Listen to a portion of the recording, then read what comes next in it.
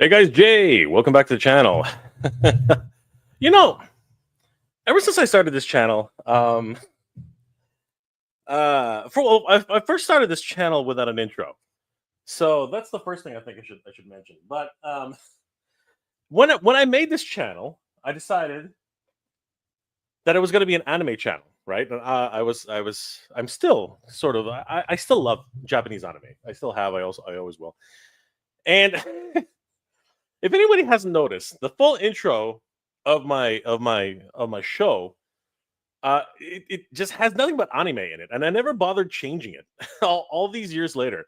I mean, here, just take another look at it. I mean, like seriously, if you actually look if you actually look at this thing, like there's no toys here. There's absolutely no toys. It literally is just nothing but anime. Check it out.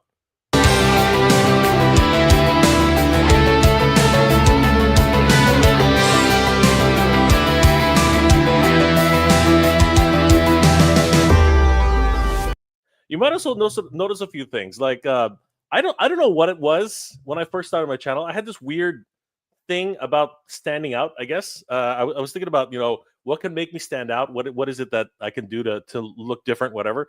And I started out by wearing these headphones. For I think for the first I think it was like the first 5 or 6 episodes of my channel. I was just wearing for no reason. Like they're not even plugged in. There's actually there's actually no music. There's no music going through there. There's nothing. I can't even hear anything actually because like there were these huge headphones. I still have them. Those are my Sony headphones. And for anybody who actually likes to watch the React channels, that's the same brand of headphones that they used to use like years ago.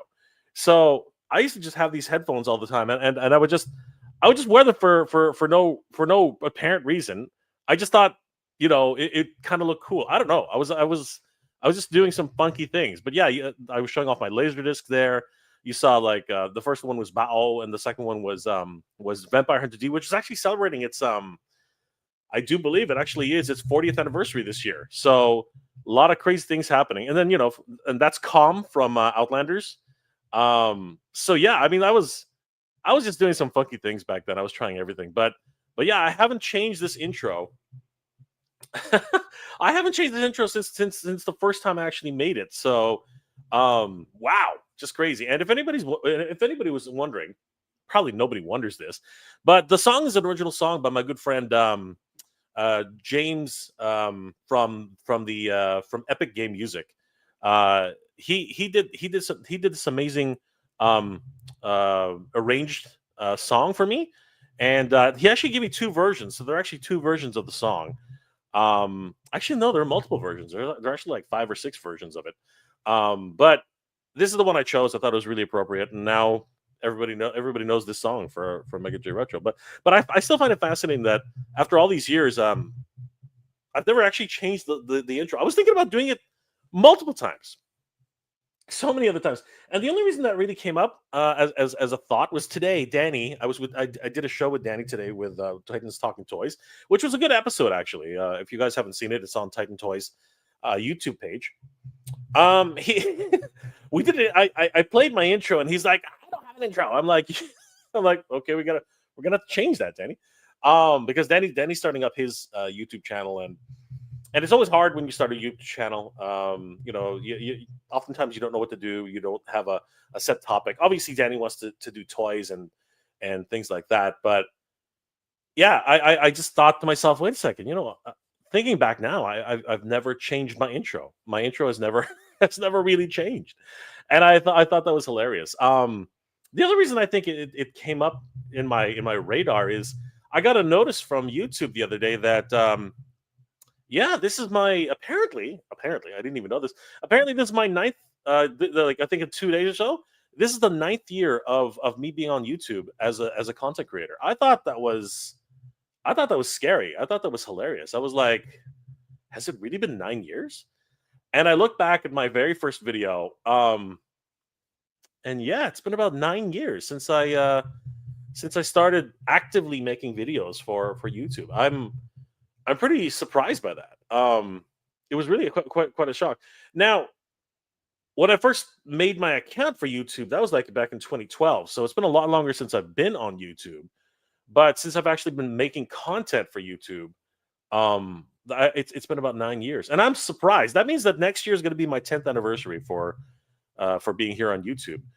That's crazy to think about that. I've been doing this for 10 years on and off, and more frequently in the last the last 8 years, the last 7 or 8 years. I think it's more like 7 years that I've actually been doing it actively. So wow, it's been quite the ride. I got to tell you. As the title of this episode live stream, sorry, this live stream suggests, um, I'm I just want to talk a bit about my hobbies and how. I mean, I love toys. Obviously, toys are a big part of my life, especially now. But I have a lot of other hobbies. I have a lot of other hobbies. Um, first of which is of course my love of anime. Anime is a big part of my life. It's always been a big part of my life, and I got into anime really early. It was literally I was in high school when I got into anime, and even before that, I was looking at anime and I didn't even know it. Because a lot of us don't realize that Japanese animation has actually been in the United States for the longest time. If you think of any Sunbow cartoons, if you think of any cartoons from the early '80s, and even some cartoons you might not even think about, GI Joe was actually animated by Japanese animators. The Sunbow cartoons, Transformers, GI Joe, all of that was outsourced to Japan. If you look at any of the cool intros that are from GI Joe or from Transformers or from and even straight series which were imported from Japan, like Voltron, like Saber Rider and the Star Sheriffs, you know those are all animations from Japan. And Robotech, right? I did a whole episode of Robotech with my good friend Ken of Ken of Toy Connections. Yeah, all of that is. If you didn't know, I'm pretty sure everybody knows by now. But those are all animated in Japan, and that's really what started my love of Japanese animation. Sorry. As a matter of fact, even the first few episodes of my channel were about Force Five, my absolute favorite cartoon of the 1970s, late 1970s. I was absolutely enthralled with. Actually, I think it was the early 80s. It's one of those things, but I don't know if any like how many of you out there remember Star Vengers? Remember Guy King, um, Space Cateers, Grandizer, Grandizer, Vanguard Ace. Do those names ring a bell to anybody? Because it depends on the region that you were in. Jim Terry Productions, I think, had several deals with several different local broadcasters, but it wasn't really a big thing in many markets. I talk about this a lot. How certain anime and certain cartoons didn't actually make it everywhere. Like not everybody um, was able to get the Adventures of the Galaxy Rangers. That didn't broadcast everywhere. A lot of people are like, what the hell are you talking about? What's the Galaxy Rangers? What is that? Not everybody was able to enjoy Dino Saucers. Like a lot of people have no idea what Dino Saucers is. Um, there's a lot of different cartoons that actually did not uh, make it into certain regions. So you could be in one city like New York or Buffalo, right? Like I used to watch Buffalo, WTV Buffalo 29, which was bought by Fox, I think in the mid '90s or I think it was early. Actually, now that I think about it, it was the early '90s. But when I was growing up, it was called WTV Buffalo 29. That was the station. That was the station identification. And when they were bought by Fox, I thought the whole thing freaking changed. I did not like when they changed over to Fox. Um, but yeah, that's why I discovered Voltron. That's why I discovered not Macross, Robotech. I discovered so many different cartoons around that time, and it wasn't until much later that I started discovering that these were actually Japanese animations. And I thought that was great. When I finally discovered that they were actually animated in Japan and that was all anime, And the reason I discovered that the reason I realized that they were actually Japanese animations was I realized that they were so much better. The animation quality was so much better. You would look at Voltron, and you would look at like GI Joe, and you would look at what's the other one? Thundercats, right? You look at Thundercats. You would look at all these animations, and they were done by Rack and Bass. They were done by Sumbo Animation. They were done on all these, and you would say, why is it that Thundercats looks so much better than Scooby Doo? You would just like why was there such a shift in dynamic, design? Now, obviously, those are two completely different genres, right? One is super comedy, the other one is actually action adventure, right? Um, but then you look at like cartoons like Gummy Bears, right? Or Rescue Rangers, right? And yes, the style is very different, but at the same time, the animation, the fluidity, the cell shading, all these types of things that you look at the animations, you would start realizing, okay, something's going on here. Like the way this is animated from Disney is definitely not the way it was animated for GI Joe. Now, I will admit, and there's a lot of debate about this. Um, the keyframing between GI Joe and Disney is actually not as fluid. If you actually look at the early episodes of GI Joe and some of the key episodes of GI Joe, you notice that the way they keyframe things, it's actually not the same. Disney, prides themselves on fluid animation. You know what I mean? Like really, really fluid animation in their episodes, and I did recognize that. But there was just something so special about GI Joe, Thundercats. You know what I mean? Those types of animations that I was like, something else, something's going on here, something's different, and that's when I discovered, that anime was a thing. And around the '90s, I really just dove and really got into anime when it was first starting to get into the mainstream, like with companies like Animego and A Division and US Renditions, and a lot of these companies that just do not exist anymore. Um, sorry, manga, right? A lot of people are like, well, manga is comics, right? A lot of people know those comics, but way back in the day, manga was an actual company that did Japanese animations, right? They were the ones who Manga Video. They're the ones who brought over for the very first time and brought it into theaters. Ghost in the Shell. I didn't bring Ghost in the Shell, but Ghost in the Shell was actually first brought over to the United States by a company called Manga Entertainment, right? Manga Video. This, of course, is one of my very favorite animes from back in the day. It's called Aim for the Top, Gunbuster. There are a whole bunch of different animes which I recommend. Another one, of course, is Bio Booster Armor Guyver. This is a great if you're into like alien conspiracies and stuff like that. This is actually a really cool anime to watch. It's really really fun. It also helps that it's actually more like Power Rangers. This is very much like a Power Ranger Sentai show. They got the rubber monsters. They got a whole bunch of different things in this series. It was such a honestly, I love this series. This series was really freaking awesome. But then you know what? I also loved rom coms for anime. I loved Oh My Goddess, right? This is Oh My Goddess from Animego, but Oh My Goddess, right? Which is what this actually is. This was such a great anime at the time. I really loved it. I fell in love with it. Um, um, Kyosuke Fujishima, who was I believe the author. He did works like Oh My Goddess. He did You're Under Arrest, and he did what's it called?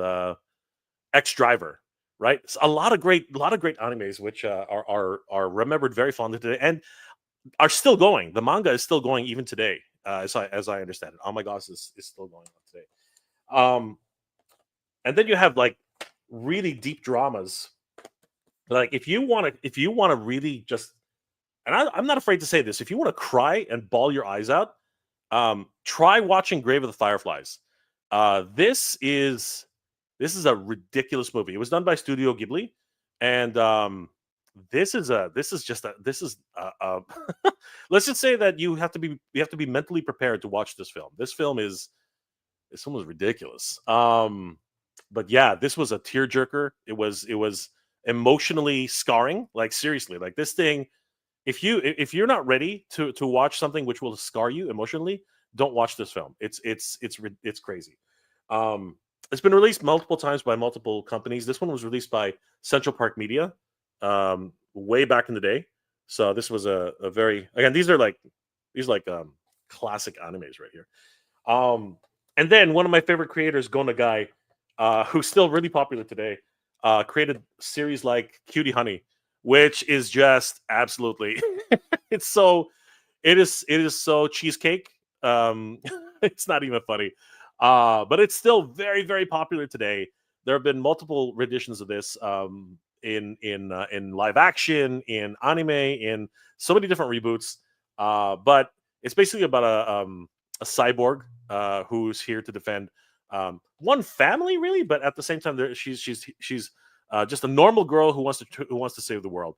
And this was the OVA from the mid 1990s, and the animation on this is ridiculous. Like, I think you can tell from the cover, her clothes are actually her weapons, and when she does her honey flash, I think you can sort of figure out what that means. But that is one of my absolute favorite animes. Not just because of certain things, guys. Like, let's be adults here. No, let's not be adults. We don't need to be adults. Um, and then of course, one anime that I just continue to go back to all the time is Record of Lotus War.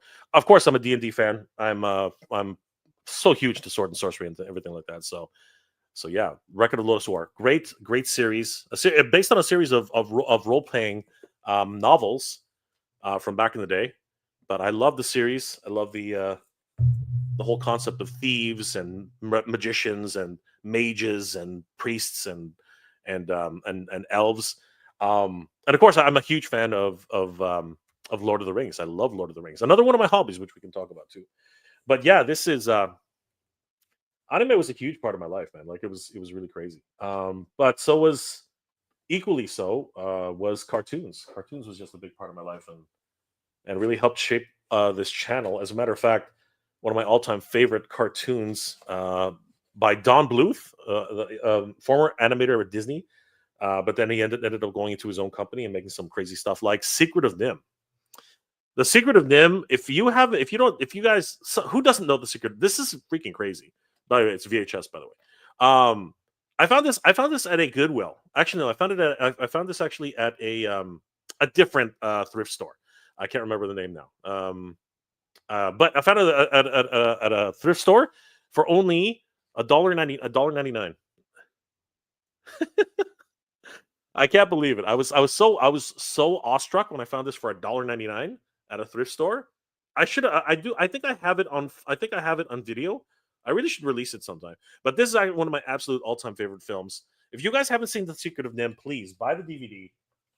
God damn it! How the hell did I do that? Anyway, um, a great film. Great film. You can tell this is kind of off the cuff. I wasn't really planning on this. I was just wanted to come on here and talk with you guys and just hang out as we usually do on these Saturdays. Um, and yeah, just talk a little bit about the channel. Talk a little bit about what's happening right now with toys a little bit and my hobbies, man. My hobbies that I do outside of toys. I mean, like, I think all of us have, fun little hobbies that we do. I might even talk about the kind of strange hobbies I have. Not that collecting toys isn't strange, or collecting movies isn't strange, but I would love to talk with you guys about your hobbies and what you guys like to do. And I want to talk about some stuff that's coming up and some things I'm really paying attention to right now. So thanks for dropping by, guys. Like, I know I know it's sometimes these things are really surprising when I when I just decide to go live, but and apparently somebody accused me of going live every day this week, which I think is actually true. I think I was live streaming every day this week at least, but depending on who I decided to live stream with. Time scales, what's going on, Grego? Good to see you. If and when I interview Jay, there's one of the questions I had written down. What are your other hobbies? Well, Grego, you are getting a first-time glimpse at what my other hobbies are tonight. But feel free to ask me again, on your interview. I think that would be fun. JB, what's going on, bro? Big J, what's up? Not much, brother. Good to see you. Always good to see Big JB. Justin Mohan, dude, good to see you, man. I haven't seen you in a minute. Always great to see Justin Mohan. Ray's in the house. What's up, Ray? Good to see Ray. Frankie Rivera. Let's go. Happy joy. Jonathan Chong. Wow, what's going on, John? Good to see you. Wait, other hobbies since when? I have way too many hobbies. Yes, we do. We have way too many hobbies, Jonathan. Way too many. Lord Hoagie's in the house. What's going on, brother? Good to see you. Looks like a Sony headset. Correct. Very good eye, Grego. Very good eye. I'm just double check my videotape here. I dropped it. I don't know how I dropped it, but I dropped it. Yes, it still is a Sony headset.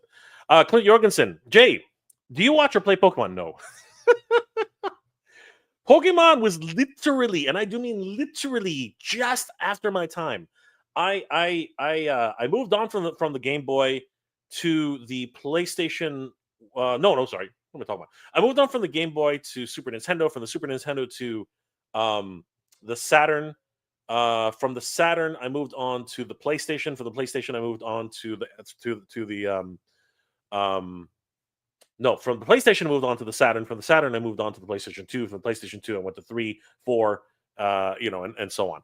So, no, I did not play Pokemon, which is why I don't freaking go crazy and try to beat people up at, Costco or any of these other places just to buy Pokemon cards. That is just crazy. That is just crazy. Jonathan Chong, why change what works, right? Yeah, why change what works? No, absolutely. The intro, I don't think anybody really understands. And you know what? For my actual show, I shortened it down to pretty much just the rotation intro. So I think a lot of people don't even see that anymore unless you actually watch the streams, which is fascinating, right? But I am thinking about updating my intro. I am thinking about it. What do you guys think? Like, what should I put in my intro? I would love to know what you guys think. What would be appropriate, and what should I put in my intro? I think that would be a really cool idea. I think that would be neat. Andrew Davis in the house. One of my oldest hobbies is going to the club and collecting phone numbers. Dude, you're that gigolo, man. You're that gigolo.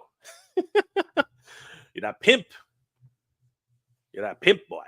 Jonathan Chung. Whoa, 9 years. I felt like it was yesterday when I used to see you at cons working the booths and tables.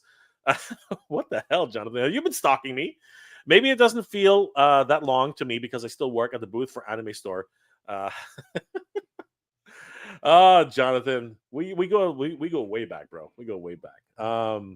That's another one of my hobbies. We'll talk about that, Jonathan. We should talk about anime conventions. Justin Mohan, what are some of the good anime from the 80s and 90s? I've watched some, but there's always room for more. I just mentioned a whole bunch of them. My absolute all-time favorite anime of all time is Bubblegum Crisis. That will always be my 100% absolute all-time favorite anime.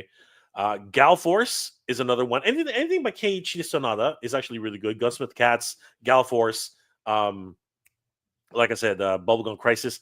All that is really cool stuff. Riding Bean, all those great anime of the past. So yeah, anything by Gainax, Neon Genesis Evangelion, the secret of Blue Water Nadia. So many different. I got a whole Laserdisc tray full of great suggestions, and I'm reposting all of my anime reviews very soon. Because I took most of them down for algorithmic reasons, whatever that kind of BS is. But I did take them. I did take most of them down. A lot of people have been asking me about that, and I'm going to be switching them over to a channel called OG Mega J, or OG Mega J. I think that's what it's called. So yeah, I'll have a lot more recommendations. But it's definitely one of my very first recommendations. Jonathan Strong, Voltron, Transformers, Astro Boy, correct. List goes on. Macross is better. Just saying. Well, that's debatable. A lot of people love Astro Boy just because of what it is. A lot of people love Transformers. Again, another wonderful Sunbow animation, right? Great stuff, Jonathan. Timescale, Japan. Where is that? Yeah, where is that, by the way? If you guys haven't already, head over to the Timescales if you want to check out some wonderful videos on Japan, some of the life that's experienced there, and of course, if you are into Doctor Who, definitely check out the Timescales. Frankie Rivera, Clint Jorgensen, hey brother, what's going on? Jonathan, Granted, the toys aren't cheap when it comes to Chokugin, yes, and I have the only Chokugin, the only SOC that I need, the soul of Chokugin. I have the only one that I need, and I do actually have that anniversary 100 Chokugin, and I should have really do a video about that. I really should. Frankie Rivera, still figuring out what direction to go with my channel. Brother, you know what? Like I said, I'm on open book. If you want some help, if you want some suggestions, happy to help out anybody who wants to start out their channel. I'm always happy to help. Genom is gone now. Yes, Genom is gone. The Bubblegum Crisis world, and even Genom Entertainment or Genion Entertainment. I can't remember what they were calling it really. Nerd with a Suit. Justin Mohan, the original Dragon Ball is a good start. That's so Nerd with a Suit. Even though Dragon Ball did start in the 90s, it is so commercialized now with DBZ. But there's so many original anime like Crusher Joe, the Venus Wars, so many other anime out there. MD Geist, you know what I mean? A lot of great anime that was in the 90s, and a lot of people really enjoy it. Hokuto no Ken, Fist of the North Star, all those great anime from the past. JoJo's Bizarre Adventures, the original OVA from the 90s, not the one, not the several different versions that were done throughout the decades. A lot of places to go to. But yes, of course, DBZ and original Dragon Ball, not DBZ, original Dragon Ball is actually a really good place to start. Lord Hoagie, grew up watching Speed Racers, Star Blazers, Battle of the Planets. Yes, wonderful series all around. Absolute great picks, 100%. Nerd with a Suit, Justin Mohan. Also, the 80s run of Astro Boy is damn solid. Of course it is. Of course it is, especially those little segments where Astro would get a question wrong in his report, just to be able to play a game with you. Jonathan Chong, Genion is now gone. Genon is now gone to great company to stay. Absolutely. Rasta Flip, finally, Gaiva. Where is he? There he is. Gaiva. That's right. Show. Or in the case of Solid Snake, Sean. Anyway, Nerd with a Suit. Meant to say the original Dragon Ball. That's okay. Don't worry about it. Also, Cowboy Bebop. Yes, a wonderful series. Escaflowne. So many great, so many great anime out there. It's just amazing. Jonathan Chong, favorite rom-com and His and Her Circumstance. Wow, great one. His and Her Circumstance. Amazing anime. Yeah, it was really fun. It was really fun. Nerd with a Suit. Oh man, Jay, you're not kidding. Grave of the Firelights is a brutal masterpiece. It really is. But you know what? You have to be mentally prepared. You have to be mentally prepared. It is a tearjerker, man. It's really, really deep. It is a psychological mind fuck. Well, not really. It's just really like emotional. Favorite Studio Ghibli film, but cry every time when the auntie serves the food. Yeah. Yep. I'm already sniffing. Jabbar Robin, sup? You got Gatchaman on Blu-ray? No, Blu-ray. No, I don't. Unfortunately, I think I have one DVD from the 90s reboot. Yeah, I know what you meant, bro. Timescale. Studio Ghibli Museum in Mintaka, Tokyo has a theater that seats about 100, and they show films that have never ever been released. That's awesome. I would love to see some of those. One of these days, I will definitely make the trek down there. Oh my God, Grego, that's crazy, dude. Thank you, my friend. Thank you, Grego, for gifting 5 Mega J Retro memberships. Dude, you are freaking awesome. Of course, guys, like I said, please check out Timescales. Wonderful channel. And of course, if you are into Doctor Who or, like I said, learning about Japanese culture, you should definitely check out the Timescales. Thank you, Grego. Thank you, brother. You are awesome. Let's see here. Nerd with the Suit. Kiki's delivery service will always hold a special place in my heart. I cannot emphasize how much everything about Kiki speaks to me in an inner soul, and has stopped speaking and hasn't stopped speaking since I was 6. Which is a wonderful little way of saying that, because obviously one of the main characters actually stops speaking, but it's awesome nonetheless. Absolutely wonderful series. It's all about how you have to grow up, right? It's all about learning how to grow up and the consequences of not paying attention. So great stuff. Barefoot Jen, another wonderful movie, just a great film. Obviously, it is an incredible novel, an incredible manga, and another tearjerker. Very, very much so. Cutie Honey is awesome. Yes, Lord Hoagie, incredible. Jonathan Chong. Yes, I have the Record of Lotus War. Great series, agreed. Absolutely. It's seriously, to this day, still an incredible series. Yu Yu Hakusho. Yes, Yu Yu Hakusho is a great Great series. Reagan. Absolutely. 100%. Uh, plus, Mega One Piece fan here. Absolutely. One Piece is definitely, I mean, still going today. Still going incredibly strong today. Draconin. Fist of the North Star. Battleship Yamato. Yes, absolutely. 100%. Great picks, everybody. Big Rib. Hey, Jay, Cutie Honey, you convinced me. It's not hard. It's not hard, Big Rib. It's actually quite a great teacher, Onizuka. Yes. There was an episode that really got me in the manga and, of course, on the anime. Um, when he saves that kid from jumping off the roof, I actually had to stop watching for a while. That got me. That that got me. I really felt he was being bullied, and that episode got to me, man. I actually could not watch for a little while after that. That was crazy. That was an absolute crazy, but it was a great series, 100%. And of course, he cries over the simplest things. I love it. Nim is a classic. Yes, The Secret of Nim, 100%. I mean, I talk about how fluid animations and things like that in Japanese anime is very good, but you know what? In terms of like animation that can really just capture you, Don Bluth animation is definitely one of those. If you are ever into video games and you played Dragons, what's it called? Time Warp, or yeah, what's it called? Um, Dragon Quest. What was it called again? Somebody help me here. I'm drawing a blank. How am I drawing a blank right now? Um, God, Dirk Daring. Somebody help me. Daphne, come on. I know everybody here is already yelling the hell out of me. Um, Dragon's Quest? It can't be Dragon's Quest. Dragon's Lair. Thank you, Jonathan. I can always count on Jonathan. Yes, Nerve of the Suit. Yes. See, I can always rely on you guys. Draconin, Dawn's Bluth, Dragon's Lair, and Space Ace. Correct.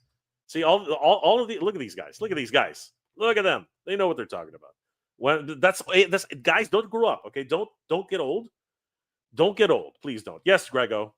1980s Laserdisc arcade classic. Yes. Guys, don't get old. This is what happens when you get old. You start forgetting things. It's crazy. Tridemic Hanger, Mike, what's going on? I cannot speak about my other. I cannot know. Oh no, Mike cannot speak about his other hobbies. That's unfortunate. I would like to find out what Mike's other hobbies are. I'm very curious, Mike. I'm very curious. Jabbar Robbins, do you like Super Sentai? This marks the 50th anniversary of the franchise. Absolutely. We had 30 years of Red not too long ago. So it would not surprise me that this is the 50th year of the franchise. Happy 50th anniversary to Super Sentai. Nerve of the Suit. Hot take here. Land Before Time, Jurassic Park. Yes, that is actually a really good point. It probably there was definitely some inspiration from Jurassic Park to Land Before Time. Don Bluth did a lot, just amazing animations. All Dogs Go to Heaven. Rockadoodle. You know what I mean? Lot of great anime. Yeah, I was shocked when I found that for $2 Canadian and all that. I still have my Record of the Lotus War VHS. Never got around. What are you talking about, dude? You gotta watch that, man. You gotta watch that. Do I own a VHS player? I own several. I own several VHS players. I own several DVD players that still work. I actually have a repair video on how to repair my Pioneer Laserdisc player on the channel. Actually, I have not taken that down. I'm surprised, actually. Dark Omen is a great series too. Dark Omen. I'm trying to remember. What is that? That sounds so familiar. Dark Omen. I have to think about that. Thank you, Jonathan. I still have my Visa, of course. Dude, they don't break down. They do break down. That's not true. Dark Conan. Dark Conan. I think, is that what we're talking about? I know prices are going up, but I'll keep collecting. Not gonna let it steal my joy. Absolutely. Nerd of the Suit. I don't judge strange hobbies really. I'm big on researching Titanic, which I'm into, which I'm sure to some people can get intense. I've seen the entire record of the telegraph communications in the night it sank. Wow, that's crazy. Frank Rivera, strange hobbies. You check out my lint connection. I know what you're talking about, dude. That's disgusting. Alejandro Valdez, what's going on, brother? Played D&D as a kid. Awesome. Practice martial arts in Japan, working in production in LA now. Dude, that is awesome. Keep playing D&D, man. Keep playing D&D. Don't just stop as a kid. Yeah, Jonathan, absolutely.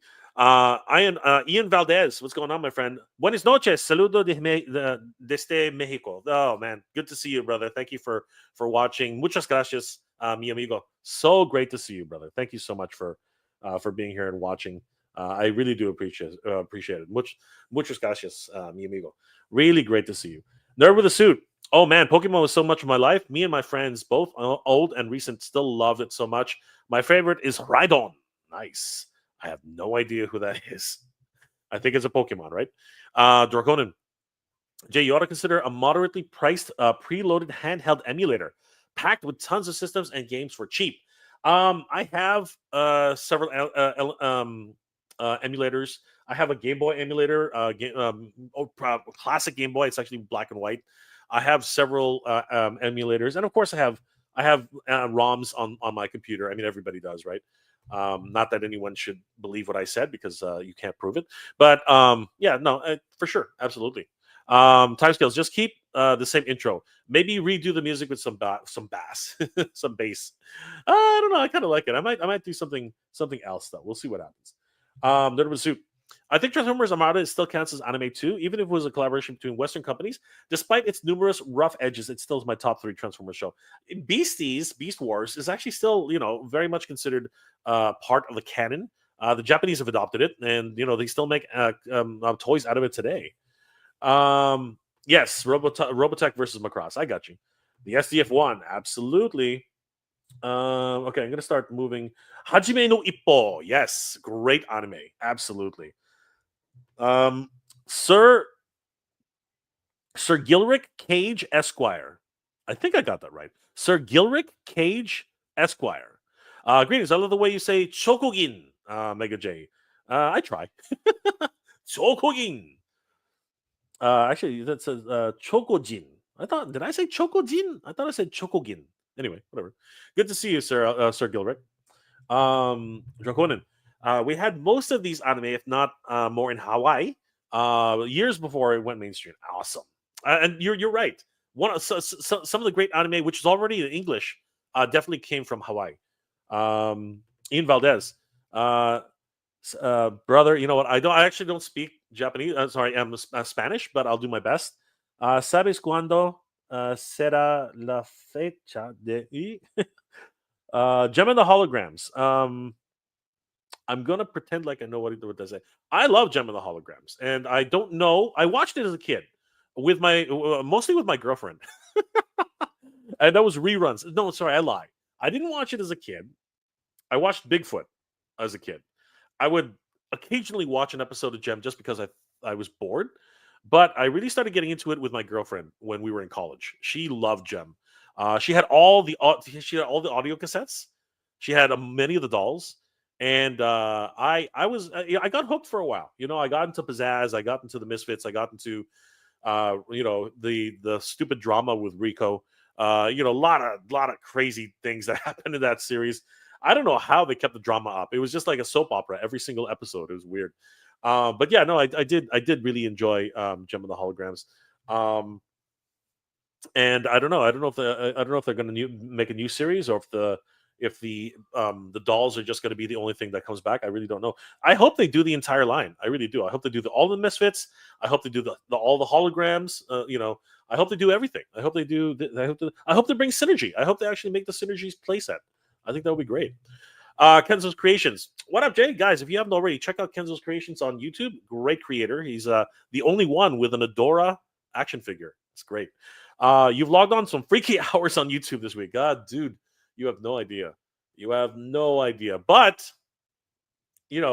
creeping up on my 9th anniversary, apparently, for the channel, it's showing that I'm doing a lot of hours. And somebody reminded me the other day, I'm very close to 20,000. I'm surprised. I didn't even think about it. I think it was Grego. Grego was actually on my stream, watching my stream the other day. He's like, let's get Mega J to 20,000. I'm like, wait, what? 20,000? What are you talking about? I did a double take actually at one point. So yeah, again, huge shout out to Grego. Thank you for the 5 memberships, Grego. Awesome. And guys, please check out the timescales. Great channel. And of course, check out Kenzo's Creations, please. So yeah, I don't know. It's the toy news did not stop this week. It was absolutely crazy. Draconian, yes, it is a bit. It's not dark. It's just sad. It's just very, very sombering. It's a somber anime. It's definitely not one that you're. It's not a feel good anime. It's definitely not a feel good anime. I'll say it right off the bat. Yeah, absolutely. Congratulations to Draconin for receiving one of those 5 memberships. Mega J, you ought to consider a moderately priced preload handheld. Yes, I did consider that. Silence will fall when the question is asked. It's all good. Aaron Paulson, what's going on, brother? Ninja Scroll and Berserk. Berserk is actually one of the a really amazing anime. I know it's really picked up steam with the manga as of late, but the anime, it was amazing to actually put that on television, man. Like some of the stuff that was in there was just crazy, just nuts. Nerd of the Suit. Also, I think people finally decided Avatar isn't anime, even though it was up in the air. But if we as a world did decide it was then the anime world would be my favorite story ever told. I think I still consider it an anime of sorts. It was animated in Korea and China and other parts. It was made by Nickelodeon, but I think it still had the spirit of anime. I think it was very much an anime in spirit, and I enjoy that. There are even some episodes that were chibi episodes, so I think it really was inspired, and I think many of the I think Koniseko and the dynamic duo there. I think that they actually very much had anime in mind when they were doing that. Yes, it was Dragon's Blair. Thank you guys, really appreciate that. Let's see here. I do like Super Sentai Jabbar. Yes, I do. I do like Super Sentai. I didn't watch it all, but I do like it. Let's see here. Mike, with saving money, then video games, now even the toy lines exist in the first hobby. So gone. Oh, we all went through phases in our life. Even Mike, apparently. But yeah, absolutely. It's pretty crazy. What a Fire and Ice. Oh, but you're talking about that's not Don Bluth. That is that's Ralph Bakshi, another wonderful creator of the 70s and 80s. He did Fritz the Cat. He did Wizards, which is another great freaking like cult classic film. He did the first Lord of the Rings film, which Peter Jackson did actually reference that film multiple times in the Lord of the Rings trilogy. And of course, he did Fire and Ice, another wonderful classic, amazing. I remember watching that over and over again. I was just a horny kid, man. But yeah, absolutely. Timescale, darn it, Jay! You have now inspired me. I have to find my Dragon's Lair VHS complete the game playthrough. There you go, Grego. Good to be living rent free in your head, brother. Draconin, I don't go to that scary place called Outside. I consider myself a domestic athlete. There you go. Draconin is in there, man. He's in there. He's running the marathon in his head. Oh wow, that horrible laser tag imitation show. Wow, I like. You know what? Photon. You know what? I liked Photon, and I also liked laser tag. I thought laser tag was the better of the two. I thought it was a really good series. But the game is really what got it for me. I love the laser tag game. I thought it was really fun. It never really worked well for any of us, but it was really fun. And you could cheat. You could cover up. It was such a fun thing. It was crazy. Kudos for trying to reach man. I know, right? I'm terrible, but I try. Let's see here. Nerd Suit. I began Gem and the Holograms about 3 days ago. I had no idea how great some of the music is for it's amazing. They had some really good like the little music the music video little moments. They were awesome. They really were great. Photon came right after Voltron finished in my area. That's what it was. Josie and the Pussycats. That's right. Another great anime, which probably did inspire Gem and the Holograms. The more toys, the better, baby. That's right. Absolutely. Jay's hours work great for Hawaii time zone. It's been a little bit on and off these days, but yeah, for sure. There we go. Green Lantern Rick Cage Esquire. Okay, sorry, brother. I should have realized that from the lantern there. My apologies. Let's see here. 25th anniversary of Sliders TV series in April. Wow, that was a good show. I didn't watch all of it though. Alejandro Valdez. Ian Valdez, I was asking if anybody knows for the release date of the new Gem dolls. Okay, okay, okay. That's what he was asking. See, I was trying. And my apologies. Toy Habit says February 2023. Thank you, Alejandro, for answering that. That's great. I really appreciate that. Erwin Papa's in the house. What's going on, brother? How you doing tonight? Good to see you. Thank you so much for tuning in tonight. Nerd Suit. Oh yeah, chibi episodes of Avatar. They're cute, and I got them from Blu-ray release. I think one joke was used a lot by people who shipped Zuko with Katara. I mean, it was an interesting little moment, right? So very cool. I liked them. They were cute. I thought they were really good little asides. Um, yes, I people are saying that Gem is actually showing up at Walmart, which is neat. Nerd with a Suit. Wizards will always be my favorite Bakshi film, and his take on the Lord of the Rings is overrated. Is overrated or overheated? I'm thinking it's overrated, but I think with time everything changes, right? But the Balrog scene is still one of my favorites. It's an absolute riot. I laugh every time I see that Balrog show up. The way he acts, the way he moves is just hilarious. I really, really enjoy that scene. Challenge of the Super Friends, yes, great stuff. I will always hold the place in my mouth. Thunder, the Barbarian, yes, of course. The Wonder Twins and their monkey Gleek. Sir Green Lantern Rick, Cage Esquire. I think I got that right this time. As a kid, it was G-Force. Later, I found a Japan called Gatchaman and the precursor to Power Rangers. No, I mean, kinda, not really, but I know what you're saying. Sentai in general, but yes, definitely an inspiration for it. Draconin, I want Thunder the Barbarian, but they're $300 a figure now. I know it's crazy, right? Somebody should actually pick that license back up. MKF30 J. Someone must have sent you a my buddy Chucky. No, please don't. Please don't. How would I react if I saw that in the mail? Dude, I would probably freak out first. I would probably leave it in the box for a while and probably, end up putting it somewhere in the house where I know I can keep an eye on it. Because that thing would freak the hell out of me. My buddy, my buddy. Another suit. I love the Orc War March to Helm's Deep in the Bakshi film. It still holds up. Yes, it was actually a really good. Again, I think the Bakshi films are actually quite. They have a lot of merit for sure. Just kidding, of course. What are your thoughts about those people who say the action figures are just dolls? Who the hell says that? If that's the case, you know what? That's fine. Absolutely. I mean, the term action figure was created because those were dolls, which were marketed to boys. So you know what? Sure, they're dolls. I'm fine with that. I don't care. Potato. Like at the end of the day, I collect them. You don't. Go fuck yourself. I'm just kidding. But yeah, for sure. Like it's my choice to collect dolls. I don't care. If you think that's weird, I'm not weird. You're weird. Brooklyn. Anyone here remember Battle Fever J? Was a collab with Marvel and the first to feature a giant robot for them. I think so.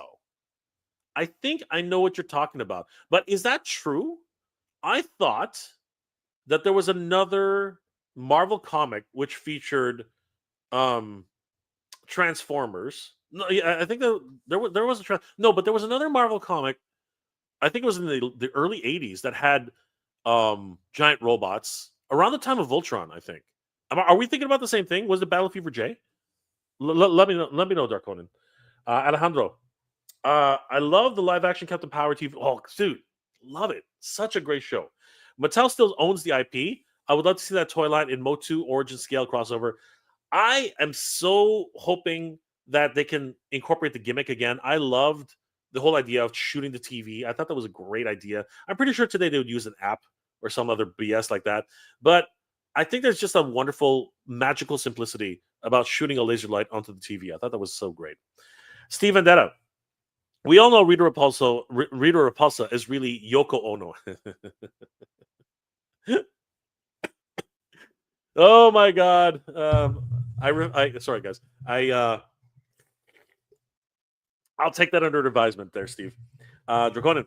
Starcom. Oh, Starcom. Yes. Yes. Absolutely. I love the little magnetic feet. So good. Nerve the Suit. I've been gender fluid all my life. Action figure, doll, ha! Those boundaries mean nothing to me.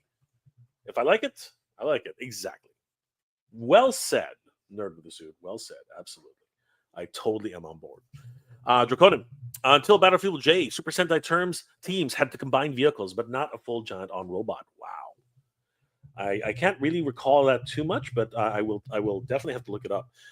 After Battle Fever, everyone got themselves a big ass robot to stomp their enemies. Absolutely. And then, of course, we did get the Shogun Warriors. We got so many other wonderful things along the go. So yeah, you know what? Going back to hobbies, and guys, tell me what your hobbies are. I would love to find out and know what your other hobbies are.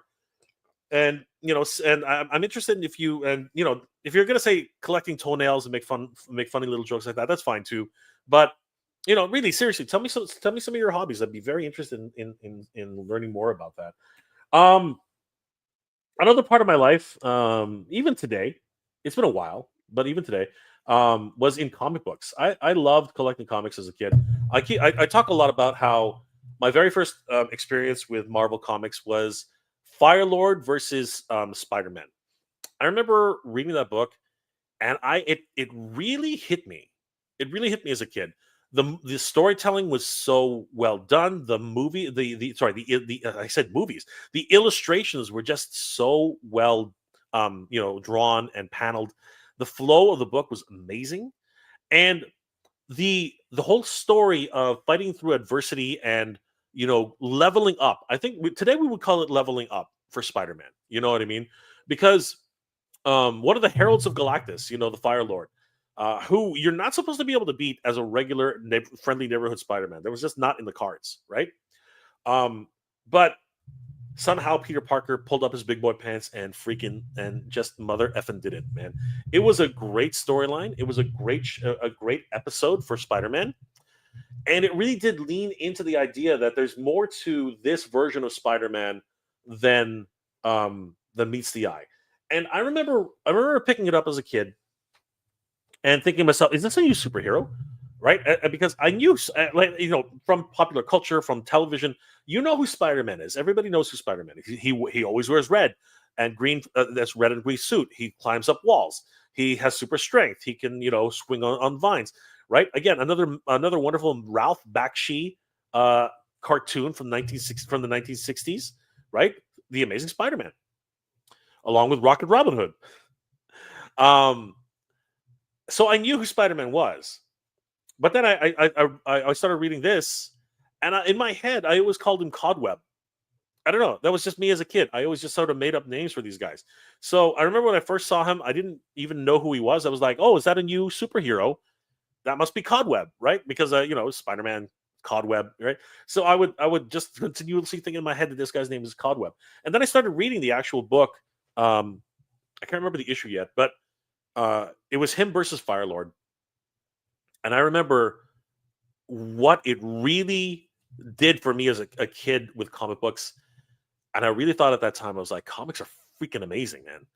Comics are the shit. Like it was such a great experience for me reading this book, looking at that thing, and it introduced me to a whole bunch of superheroes I had no idea. I was introduced to Spider-Man in his black suit, my very first introduction to a superhero. It introduced me to Firelord, and then it introduced us to the actual Avengers. At the end of the book, spoilers ahead, I already did it, but the Avengers actually show up at the end when Spider-Man's already won, right? And it was crazy because at the time, um, you guys probably don't remember this. Many of you remember this. Though. Um, I had to go to my local convenience store. I went to the convenience store after church. I went to the convenience store after church, and the spinning racks. I don't know if you guys remember that, but on the spinner, right? I saw this book. Right, there were a whole bunch of them. There was like Casper the Friendly Ghost, Huey Duck. A lot of the Huey comics were on the stand around the time. The Archie comics were on the stand around the time. But the one that stuck out to me was that Spider-Man issue. I thought it was great because it had this image of Firelord shooting a bolt of fire at Spider-Man. Spider-Man's doing a somersault backwards, and it was so dynamic. It was so dynamic. It really brought me back. I had to have it, so I begged my parents. It was like $2 or something like that. It was like yeah, $1.50. It was like $1.50 or something like that. I literally had to beg my dad to buy it because he did not want to buy it for me. It was such a crazy time. Thinking back at it now, it's like dad, please, please, please. And he's like, didn't you already read it? You were here in the store for like an hour. And I was like, that's it. I was begging him. I read that thing back. I read that thing cover to cover, multiple times, and it was only issue one. It was a 2-issue episode, and I remember thinking to myself, "What's going to happen?" Because it left at a cliffhanger. And I remember at the time, I was like, "Oh my god, what's going to happen?" And the next issue was next month, and I think there was a delay. I think there was a delay of about a week or so, but that month felt like a freaking eternity, man. That month, I swear to God, it felt like half a year. It felt like 6 months had gone by. And every single time we would go after church, I would visit the store every single month just to. I would ask the store owner, "Did you get this issue? Did you get this issue?" And that guy was pretty much freaking tired of me asking this little kid, bugging him every day, asking him every single day, "Did you get the new episode of Spider-Man? Did you get the new episode of Spider-Man?" Did you get, I think at the point where I finally walked in, the final day when it came out, I walked up to the guy, and he didn't even wait for me to ask him. He just said, "Here, kid, take it." Like he literally threw it in front of me, and I was like, "Oh my god!" I was losing my mind. I was like going crazy, and he still made me pay for it though. That's okay, which is fine. But yeah, dude, I read that from cover to cover, and I remember it being such a crazy experience because unlike other things in my life, and other comic book stories at the time, there was no disappointment in this. This was the age when comics were just so fulfilling. You know what I mean? This actually had a beginning, a middle, and an end, and it was just this great experience that I had seeing Peter Parker's growth in this comic. Really did hit me, and that's why like I could tell you more or less scene per scene. One of my favorite scenes in the book was when Firelord actually walks into a he gets hungry. I didn't know that. Like that always seemed weird to me. Firelord actually gets hungry after destroying half the city for no reason. Obviously, he's a herald of Galactus. So he gets hungry. He flies down to the middle of Manhattan, walks into a pizzeria. I remember this so vividly, right? I haven't read the book in like ages, but I remember it so vividly. He walks into a pizzeria, walks up to the proprietor and says, are you the owner of this establishment? And he goes, yeah. And he goes, and Firelord's like, I am I hunger, right? And he's like, prepare me a suitable meal, right? And of course the pizzeria guy, he's like he's like, brother, it's 9 o'clock in the morning. The ovens aren't even ready. And then Firelord points his hand to the ovens, blasts the ovens with one of his fire blasts, and he says, "Are they ready now?" And I was like, "Holy crap!" And I was blown away. I was absolutely blown away. And then the next panel, it was hilarious because you see Firelord just chomping down on a piece of pizza, and he's like, he said, "This is exquisite." He's like, "The exquisite. You truly are a master of your craft." And I was like, "Oh my god." This is like the greatest thing ever. I was like, this is the greatest thing ever. They're even eating in this comic book. I was like, okay, I'm into comic books. I decided around that time I was into comic books. And that went on for like many years. Then I discovered manga. There were so many things about it. And then eventually, I actually was so in love with comics that me and a couple of friends actually ended up creating our own books. So um, this was quite the experience, and I want to talk a little bit about that before we move on, because I ended up getting involved in 2 different sets of books. And recently, I actually went back into I got back into it and was able to help with another book. So I want to talk a little bit about that experience because that's going to be a lot of fun. And I actually have coming up, I might actually end up going back into this journey about comic books. But before we go, let's take a few comments. But I do have to stress that my love of comics literally came from that one mini series. It was only 2 issues. It was only 2 issues, but it felt like a freaking eternity, man. Like as a kid, time moves really slow. Now, I swear to God, I bl- I go to bed on Monday and it's already Friday. Like like that's how fast the week goes these days. That is just really crazy. It really is absolutely bonkers. Steven Netta, but are they really action figures? They're actually posable figurines. The RoboSend toys, Optimus Prime, for example, are true action figures. Um, sure. I mean, when you think about it, right? Action figure is just a marketing term. They're all dolls. If you want to go back to like terminology, they're all freaking dolls. So say what you will, man. All I care about is that they make me happy. That's all I care about. MKF30, good answer. Used to get teased by friends back in the day about my action figures being dolls, but he collected Funko Pops. He's wrong. Exactly, MKF30. Sir Green Lantern Rick Cage Esquire, Robo Killer said about the doll world complaint from the soft good haters. Yeah, it's a doll, and you bought a shitload of them, and I love that. The man himself, the doll, the one of the greatest doll makers ever. Sculpt Fiber Tommy, hobbies. Never, uh, Neanderthals, hobbies, Neanderthals, karate, and model kits. I know, right? Oh, Tommy, you creative genius, you guys. If you haven't already, definitely follow the Sculpt Fiber Tommy. He just did some crazy, I guess, fun sculpts for Marvel. I was blown away. You show him, Tommy. You show him, man. You show him. Yo, Joe C. Yo, hobbies. Yeah, absolutely. Good to see you, brother. Darkonin. Sleeping, flatulence, toilet humor, comics, 80s music, family restaurants to keep hanging out on. Yes. Great hobbies. All of them. All of them, Hurry. Your hobby is doing nothing. That is a lie. That's a lie. Watching TV is a hobby.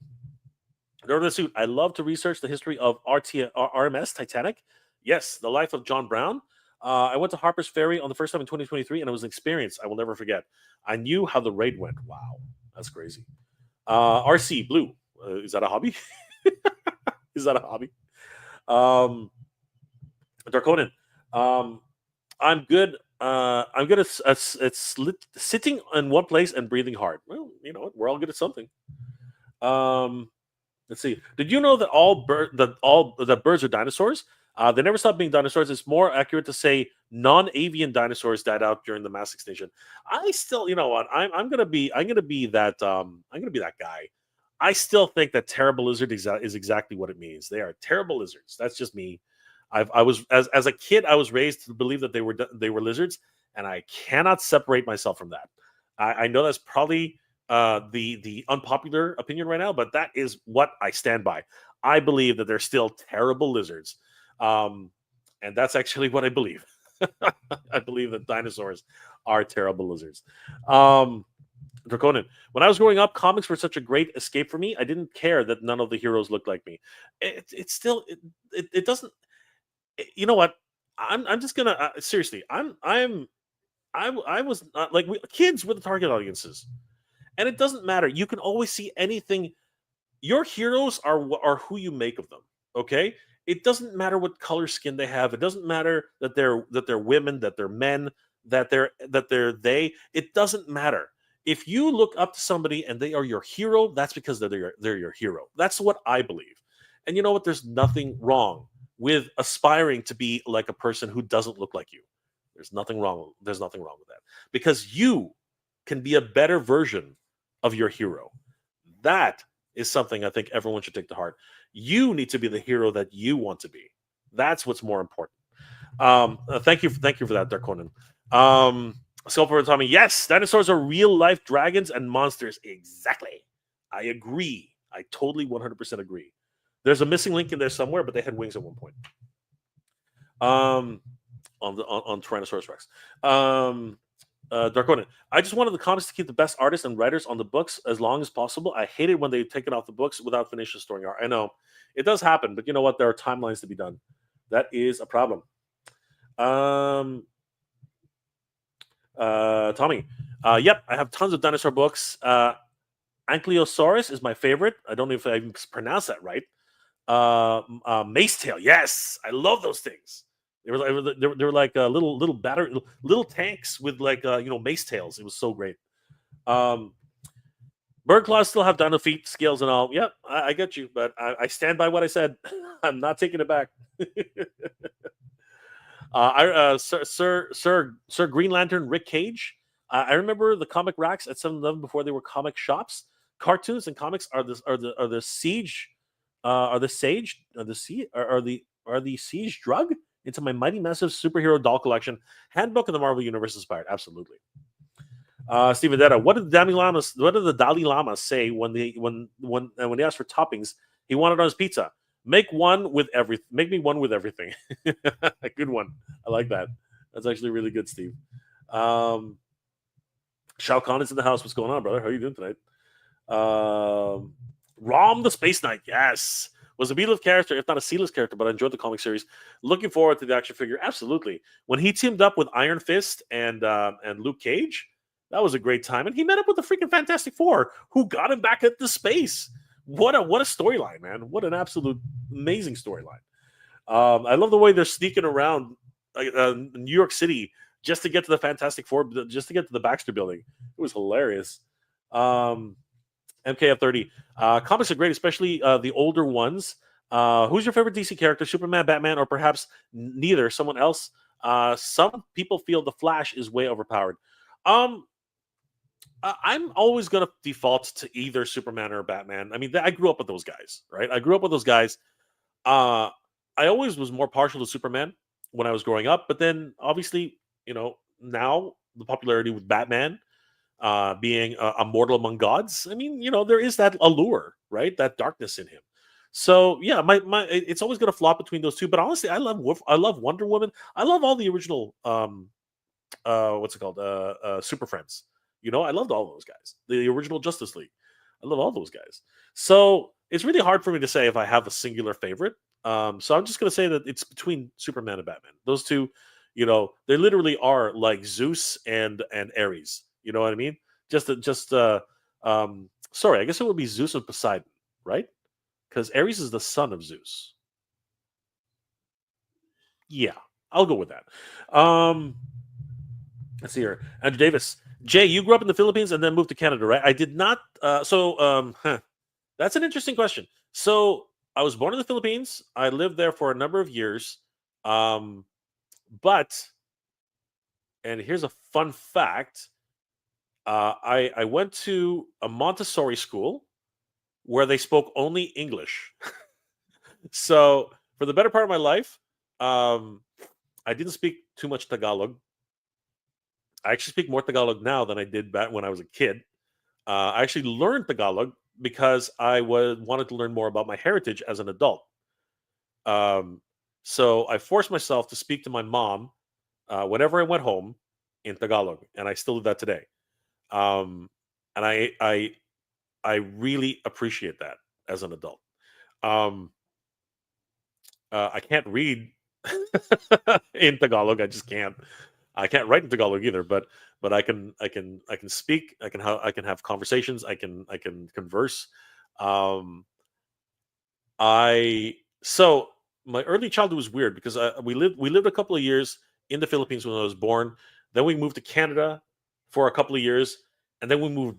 And then my brother was born. Dexter was born here in Canada, and then we moved back to the Philippines for a time because my mom got homesick. Lived there for another couple of years, and then we moved back to Canada for pretty much that's it. So that's actually how that whole situation works. If you guys want to know a little bit more about my history, so there you go. And I don't know how you figured that out, Andrew, but good on you, brother. Did I tell you? Is that what happened? I don't know. Maybe I told you, Andrew. James Morrison. Let's get Gregwood tonight. He has true passion. He does indeed, absolutely. And Gregwood's in the chat right now. But I have a lot of things to cover. So Greg and I are actually going to go. Greg and I are going to do a live stream soon.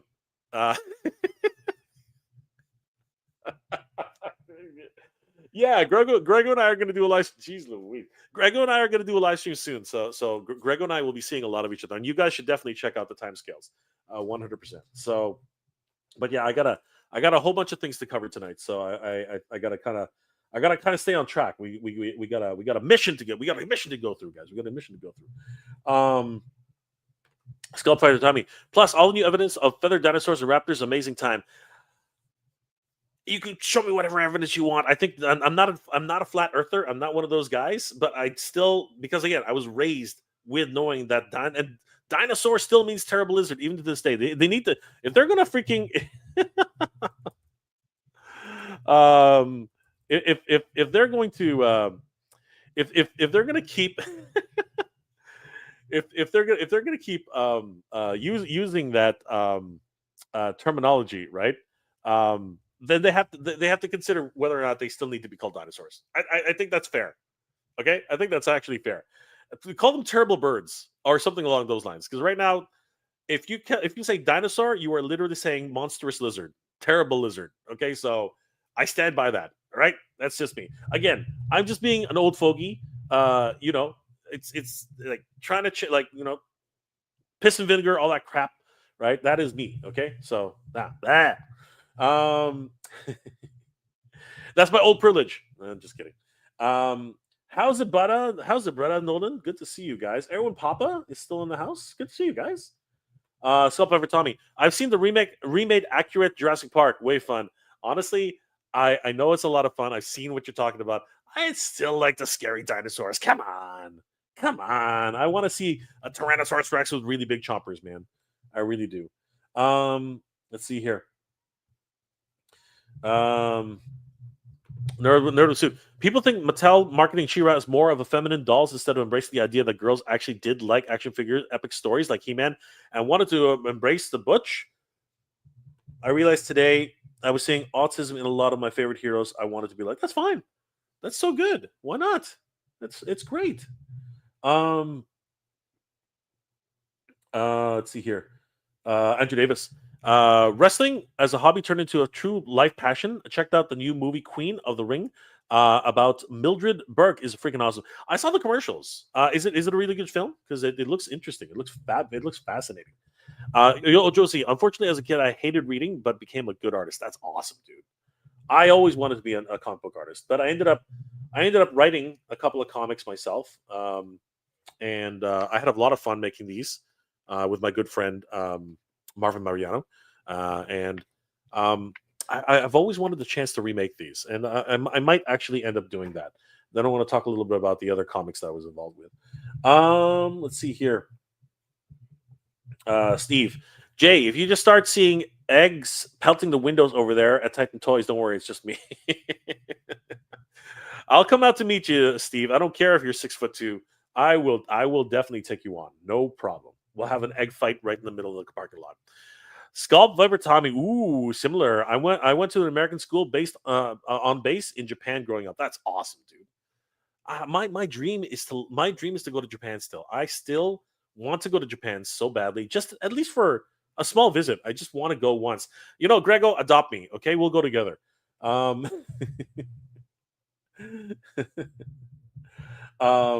Steve, so in other words, Canada's West Coast has acted as a revolving door for you and your family back in the 70s. I don't understand about where the West Coast comes from. I mean, we're more in the we were always in Toronto. I never actually went to I've never been to Vancouver. I've never been to PEI. I've never been to any of those places, unfortunately. I've always been here in Ontario. So it's more like central, right? Or eastern, if you will. So anyway, RC, reject the programming, Jay. They're terrible lizards, okay? I have spoken. Jay has spoken. Doom has spoken. MKF30, Jay, do you like horror movies? And what's the popular overall Transformers, TMT, or Motu? I don't particularly like horror movies, but I did like it. I thought it was awesome, which is not really a horror movie. It's more like a thriller. What's more popular overall, Transformers, TMT, or Motu? Honestly, Motu is the least of those three. I'm not gonna fool myself into thinking that Motu is up high. It's not. TMT is the most popular, in my opinion. But globally, here's the key. I think TMT is probably the most popular, but globally, I think Transformers overall globally has the biggest reach. I think that that's actually how that breaks down. Darkonin. My cousins would come over and play with our Joes and Transformers because they said their Barbies are missing and their hair color. They lied. Rick Cage. Batman and Green Lantern are my DC guys, you think? Because they are mortal.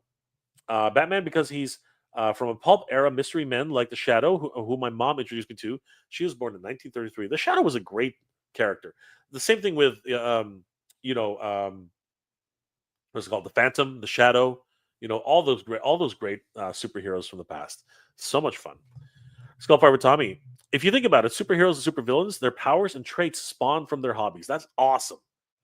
That is a great insight. Thank you, Tommy. That's awesome. Good one for sure.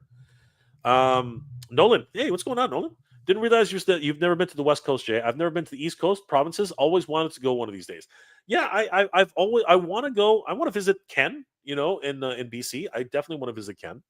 But it's the truth. I've never actually been to the West Coast. I've never been to the East Coast. I've never been either. I want some really good, seafood from Nova Scotia. You know what I mean? I would love to try some. Or Prince Edward Island. I would love that.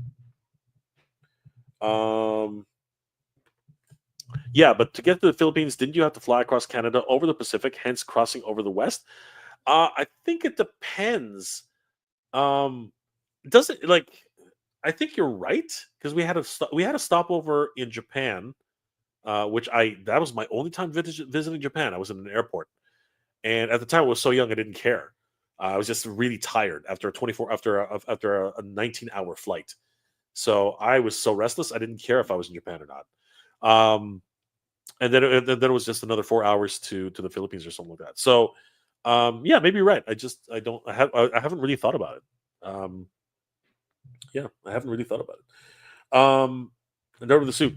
I would say Transformers personally, you can go just about anywhere on Earth and show them a picture of Optimus Prime, and they'll probably be able to figure out at the very least his first or last name. I hear you, and that's exactly what I said. I think internationally, Transformers is probably the most well known in the world. Darkonin. I think it's oddly amazing that Peter Cullen is also responsible for the Predator's voice.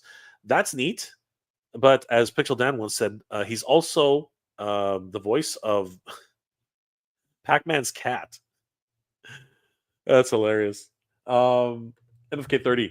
Nice. So I have to welcome you as a fan of Mortal Kombat and Street Fighter. And who are your favorite characters, respectively, from each franchise? And do you think we'll ever get a crossover? Um, my favorite character in Mortal Kombat is probably going to be Sub-Zero or Scorpion. I've always loved those two. I think they're two of my favorite favorite characters in that line. Um, my favorite character in Street Fighter has always been Ken. But I really do have a very huge affinity for Chun Li. She's always been the strongest female in the world, and I've always heralded her in the game itself. Rick Cage, Never the Suit, awesome, absolutely, and Never the Suit. Draconin, my first exposure to Cullen's voice was actually him voicing promos for Transformers Armada on Toonami, a show he didn't even voice, which is cool. Actually, that's amazing. And Darkonin, hey man, you do what you do to come. It's true. It's true. It is absolutely true. Yes, she's got them thighs. Absolutely. Um, what's it called? Articulated Ninja says thickies. He calls them thickies. Yes, Darkonin. He did do the voice of Voltron, and he actually was a voice of the captain in the vehicle Voltron. So there's that too. Um, so yeah, guys. At one point, because my love of comics finally ended up with me making my own with my good friend Marvin Mariano. These are no longer in print. I do have a couple of copies of these. I might actually bring them to Toylanta for people to look at. I think they're a lot of fun to read. Um, this story actually was very much inspired by my love of anime.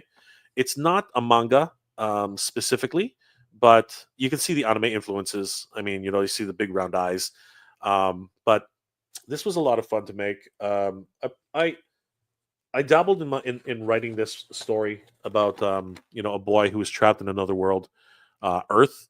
And yes, I know the irony of me complaining about Earth so much, and yet I have a dude on Earth from another planet Oh my god, you know what? I just realized that I literally wrote about the 1987 movie.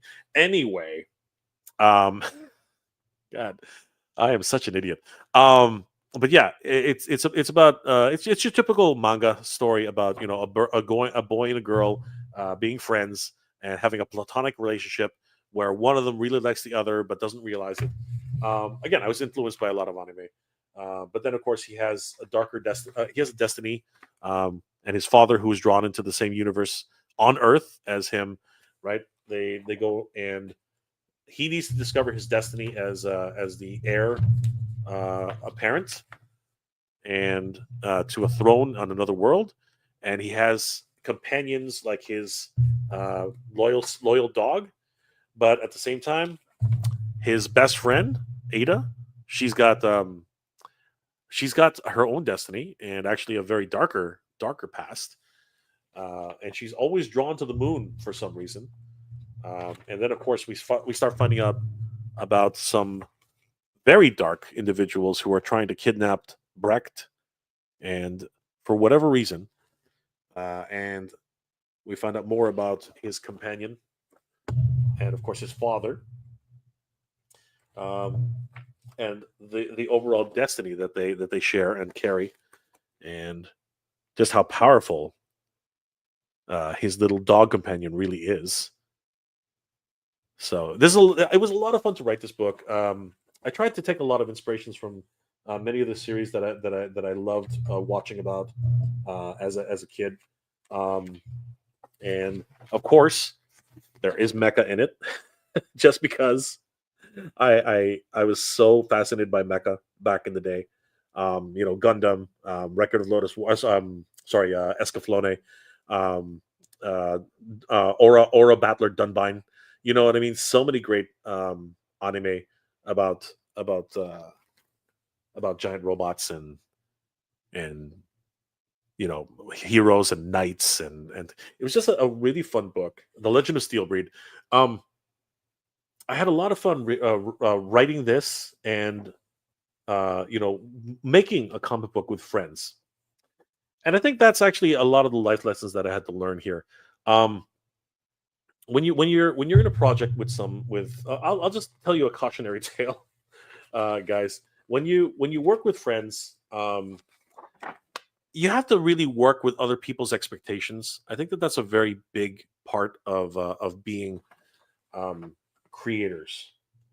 Um, Everybody has their own lives, and it's not easy in a lot of ways. It's not easy to get people to meet deadlines, because again like, for the most part, it's a very voluntary situation when you're working with friends.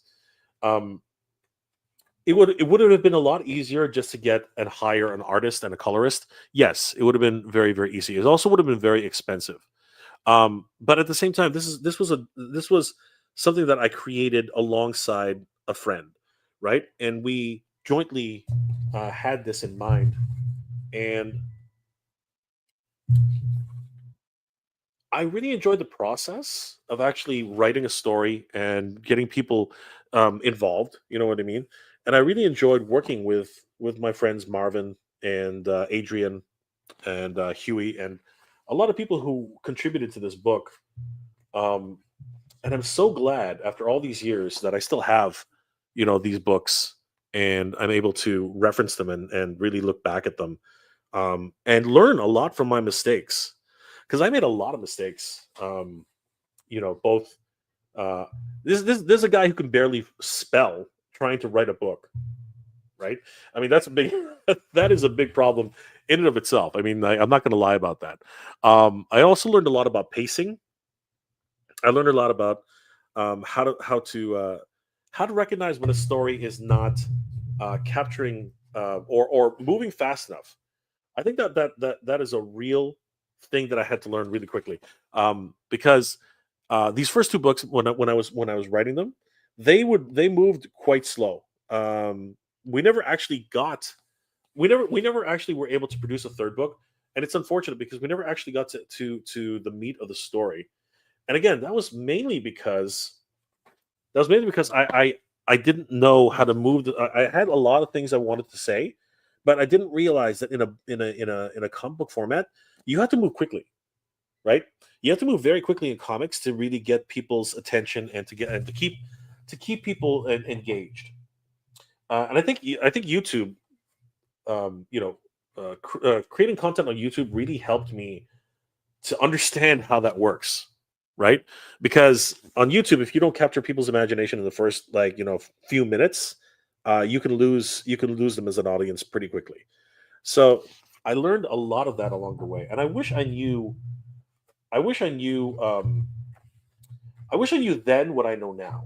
Everyone says that. Everyone says to the certain degree, I wish I knew then what I knew now. Because if I knew then how to properly pace a story, how to properly, get people to appreciate, or get all those key action scenes and storytelling, the way it's supposed to be done, right?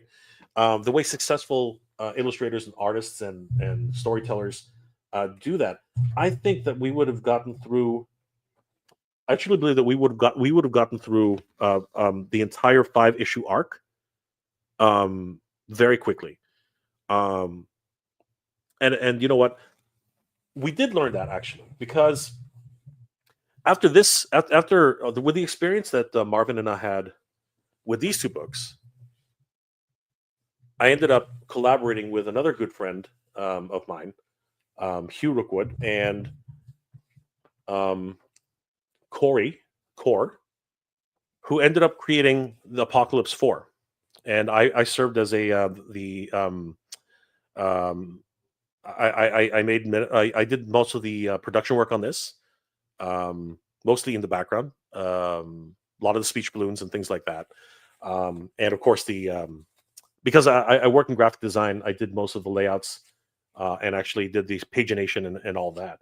So it was great. So from what we learned, from all the lessons that I learned in by doing the Legend of Steelbird really were essential in creating this book, Apocalypse 4.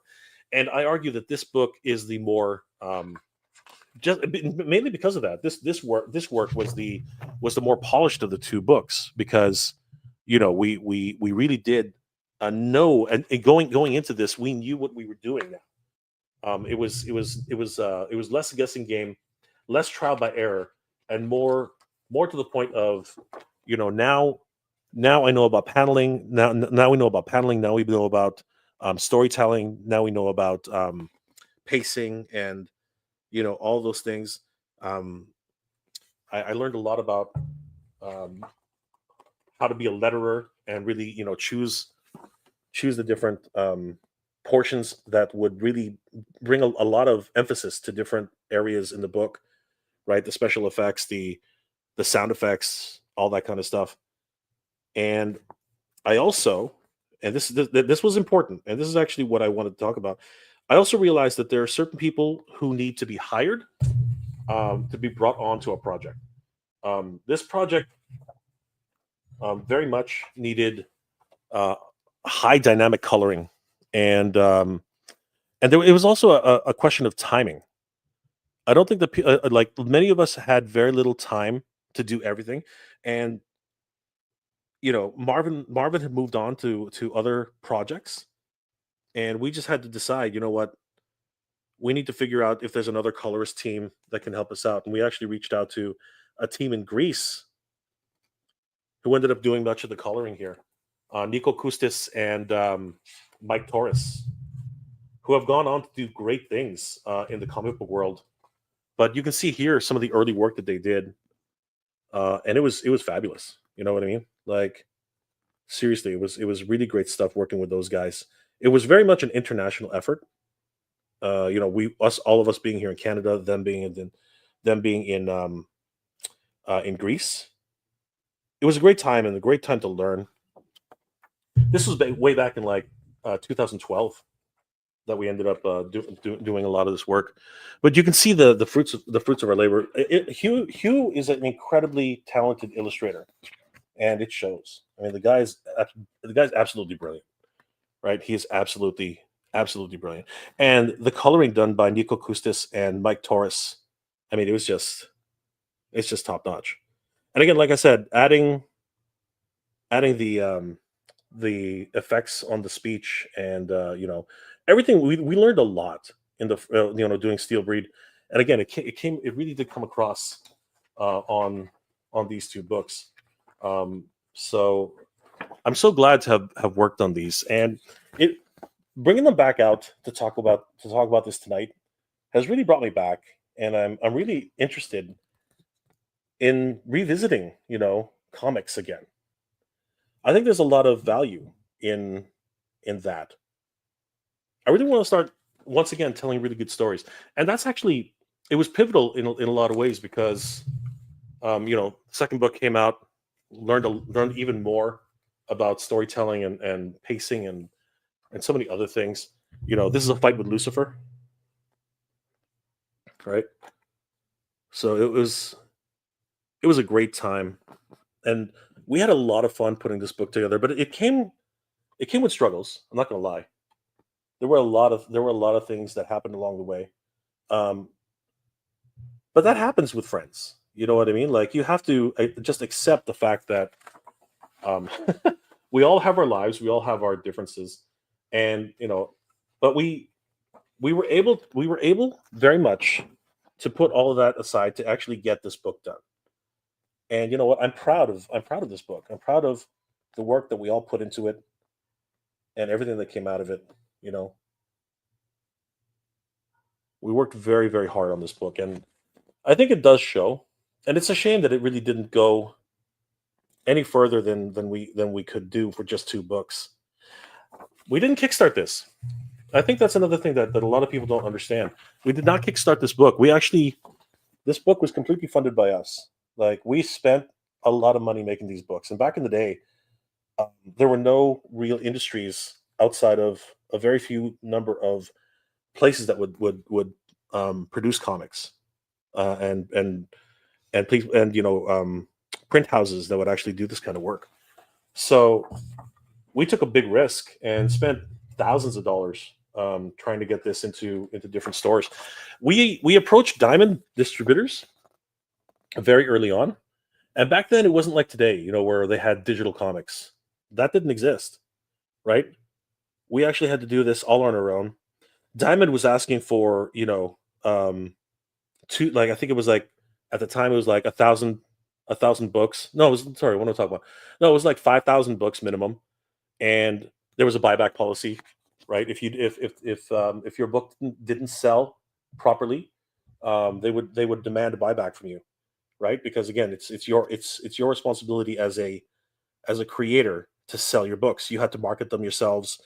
We had to do all of the all of the legwork, which really is not that much different from today. You still have to do very much that same process, but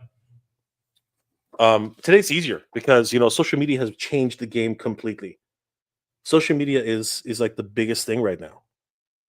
It is something where back then social media was just in its infancy. A lot of people, like, there was Facebook around, there were so many different things that you could do, but now you can actually just look up a YouTube video to try and figure out, okay, what's the best way to actually market your comic book, right? And there's a lot of people doing tutorials on that didn't exist when we were making this when we were making these books. And it's too bad because I really do think we had a great product here. I think we had a great product. I think that a lot of people really appreciate good artwork and good storytelling, and I do think that this book was the accumulation of what we learned at the time. And you know i I would love so much to have another shot at this. And I've been thinking about this a lot because I think that there's something inside me, and I think there's something inside a lot of us where we want to create something, and just bring something to creatively. I think that's something that we all want eventually, right? And I think that I'm getting that call. I'm getting that call, and this one's going to be risky, but I'm going to try it. I'm getting that call of the wild right now. You know what I mean? To basically have a chance at making something again. And I'm really, really excited about that. Um, And I have a lot of, I'll announce more of what I'm thinking about a little later. But suffice it to say that right now I'm really thinking about the fact that there's a story I want to tell. There's a story that I want to do. And thanks to and I do have to shout out good friends of the channel, Delta 17, 5x5 Toys, for letting me play in their yard. Because I ended up doing much of uh, the production work on this for the sound effects and for the speech balloons and things like that. So I got my feet wet again with this book, and I really appreciate Steve for giving me that chance, because it really helped me to reconnect with how the book should, how to do books again, right? How to actually go and once again produce comics.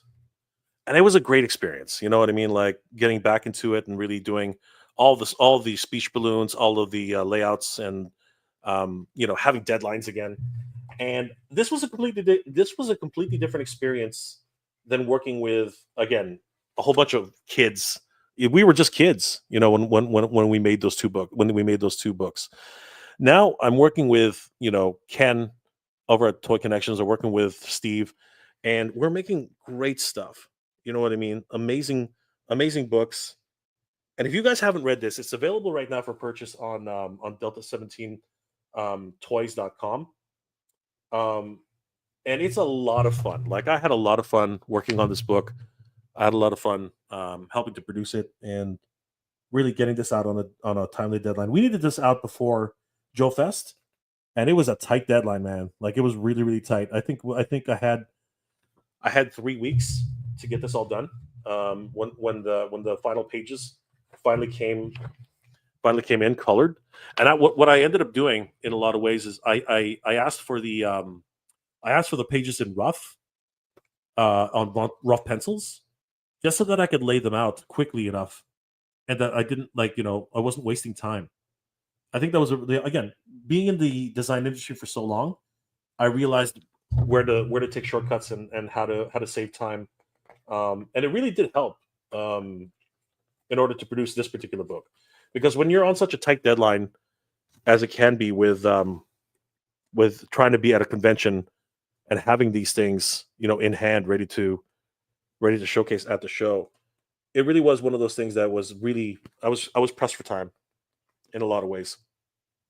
And I really appreciate again all the support that I received from everybody who was involved. This one is out of all the books I showed tonight, this is the one that's actually available for sale. You can pick this up at 5x5 Toys right now. It's a great book. The story is amazing, and of course, huge shout out to Steve and Ken, who wrote the book, and as well as all the wonderful artists who worked on it. I'll just read them out right now, actually, for a second. But yeah, it was a great piece of storytelling, and I do suggest everybody take a look at it. So just so everybody, writer and creator Steve Platt, storyboard, pencils, and ink by Rafael Forte, background by Michele, or is it Michelle? I think it's Michelle. I think it's Michelle uh, Trokin. Man, the font is terrible. I didn't put this part together. Trochina. Colors by Maja Opaki. Man, I am terrible at names. Um, Script, letters by me, and script by Kenpo, and cover by Steve Platt. So you can actually see all of those names and read them for yourself on the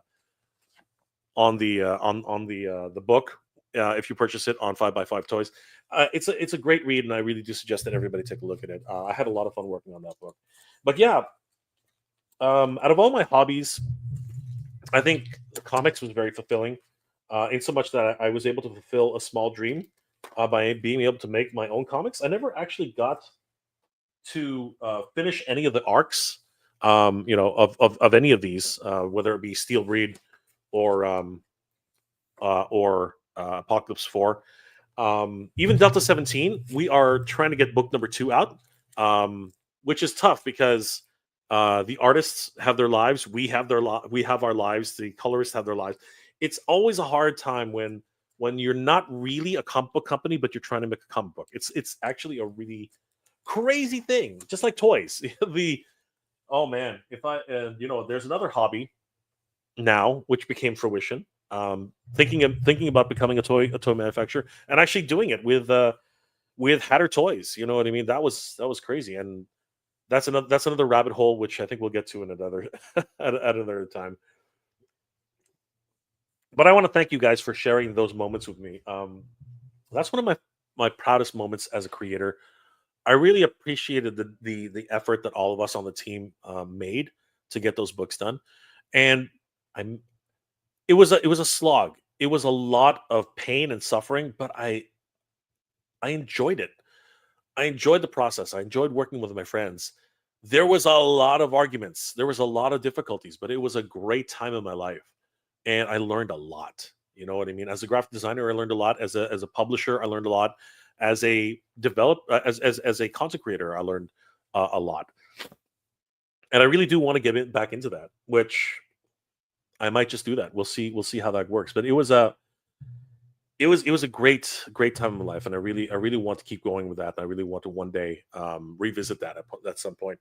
Edward Dos Santos, hey Michael J, are you looking forward to the new Master of the Universe movie? Edward, you should take a look at some of my videos on that. Yes, yes, I'm looking forward to it. Um, do I put much faith in it? No. I uh, I put much more faith in the Fall of Grayskull 2, which I think I will play later in the episode, because I think that everyone should be supporting that film, because the Master Universe movie is well on its way. It's going to get produced. It's going to get made. So I don't think that one needs any more uh, promotion or push from someone like me.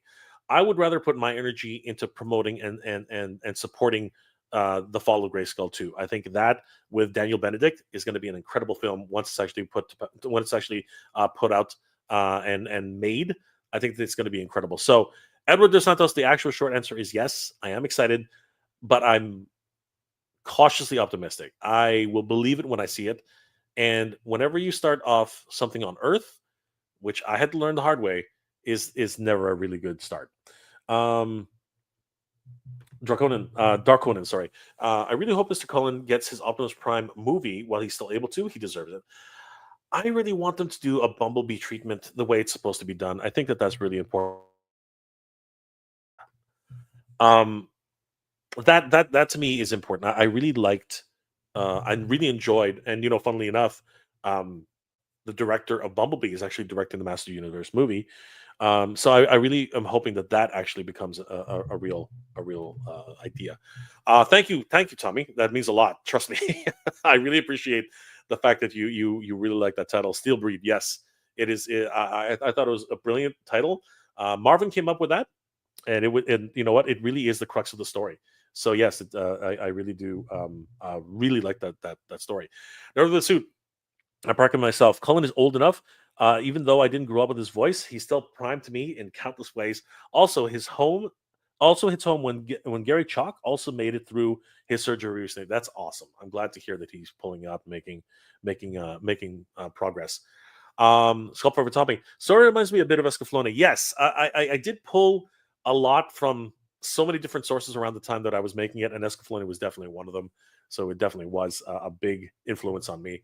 Titanium Hanger. Cullen did make Optimus such a generational character. Yes, I love his quote that his brother Larry, I think, really inspired him to be more like gentle but strong. And I love that.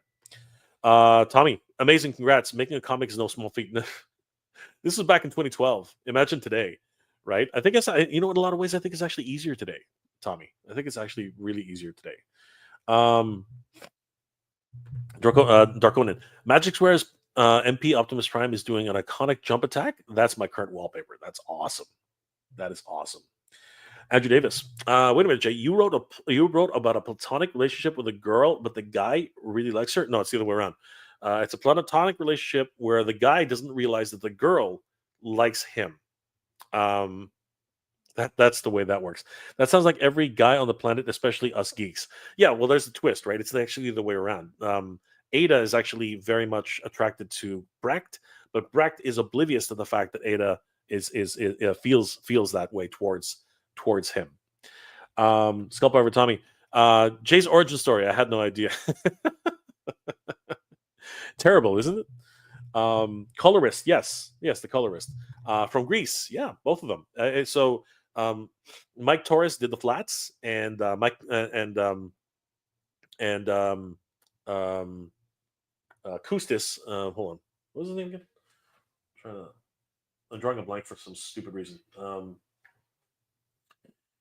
I literally said it 10 minutes ago. This is what happens to you when you get old, guys. Don't get old. Stay young. Nikos, sorry, Nikos Kustis. Nikos Kustis. He did the special effects and the coloring. It was a great collaboration between those two. Um, there was yeah, I know may seem unfair, but in many ways, but the best tool of learning is to mess up and learn why for your next project. That's why I like positive enforcement in my art. Absolutely, 100%. Learn so much more. It's you learn from your mistakes. You don't learn from your triumphs. Steve, did Marvin's younger brother render all those graffiti effects in the background for you? No. Marvin did everything. I did the flats to save time in many ways for Steelbreed. Neither of us worked on colors on us. Okay, so I need visual aids here. So because again, it can take a long time to do these things. Pardon me. I did all the flat color work on Steelbreed, and Marvin did all the rest. He did all the special effects. He did all the shading, the coloring. He did all of that stuff, right? So I did the flats on here for colors, and Marvin did most of the coloring and illustrating. He did all that work. And on this book, it was all Nikos Kustis and Mike Torres. They did all the coloring and the flats on Apocalypse 4. So that's how that works. Tommy, Delta 17 comic is also international too. I believe so. Yeah, I believe it is. I believe that the colorists, the illustrators, and are both from Europe, I think, if I'm not mistaken, or is it South America? I can't really. You'd have to ask Steve, but yes, I do believe that's the case. So it's fascinating, right? It's fascinating. Um, it's really a great time to collaborate with other people. Um, and we did that collaboration back in 2012. Imagine that.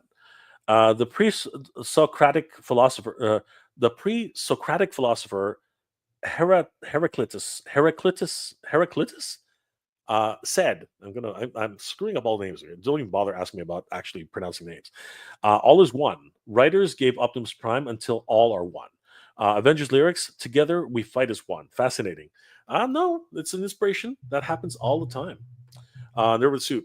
Alphatron's monologue on how all are one in Transformers 1 was great. Absolutely. Captured the spirit of the Autobots perfectly. 100%. Steven Detta. I self-published a comic book back in 2003. Awesome. What was it called? Um, Jonathan Chong. Oh, Diamond. That company tried or tries to monopolize the market of comics. Yeah, they failed. Unfortunately, after so many years, after having a monopoly on DC and Marvel and Image, it finally came all crashing down earlier this year. Actually, it was actually a number of years ago. So it happens. The pacing on D17 book is great. It was incredible. It really was, and a much better pacing than Steelbreed. But Apocalypse War is actually very well paced. I consider it to be, very much so. Jonathan, so you were predominantly a letterer back then. I was a letterer, colorer, layout artist, graphic designer. I produced. I made both of these. The logos. I produced both of these logos. So again, I'm more of I'm a graphic designer, right? I'm a graphic designer, so that's where my strengths lie, right? Typography and design. So that's why those two. That's my contribution to much of the work there, as well as lettering, of course, graphic design. I also did all the special effects in the work in the topography. So and I did the same thing for Delta 17. So whenever you have like boom or do or boom or boom boom or like wham and badoom and swoosh, right? All that kind of stuff, right? All those special effects um, the choices on how that the speech balloons and how they run and all that stuff. I'm trying to look at another really good example. So yeah, right here, there's another one, right, where you know picking different fonts for incantations, um, trying to differentiate the different speech patterns from each of the characters, right? Choosing who's speaking for what voice, right? And trying to differentiate and make it much easier for everybody to understand who's speaking at any one given time, right? All that kind of stuff. So yeah, primarily I was a literist. I'm not gonna pretend like I was an artist.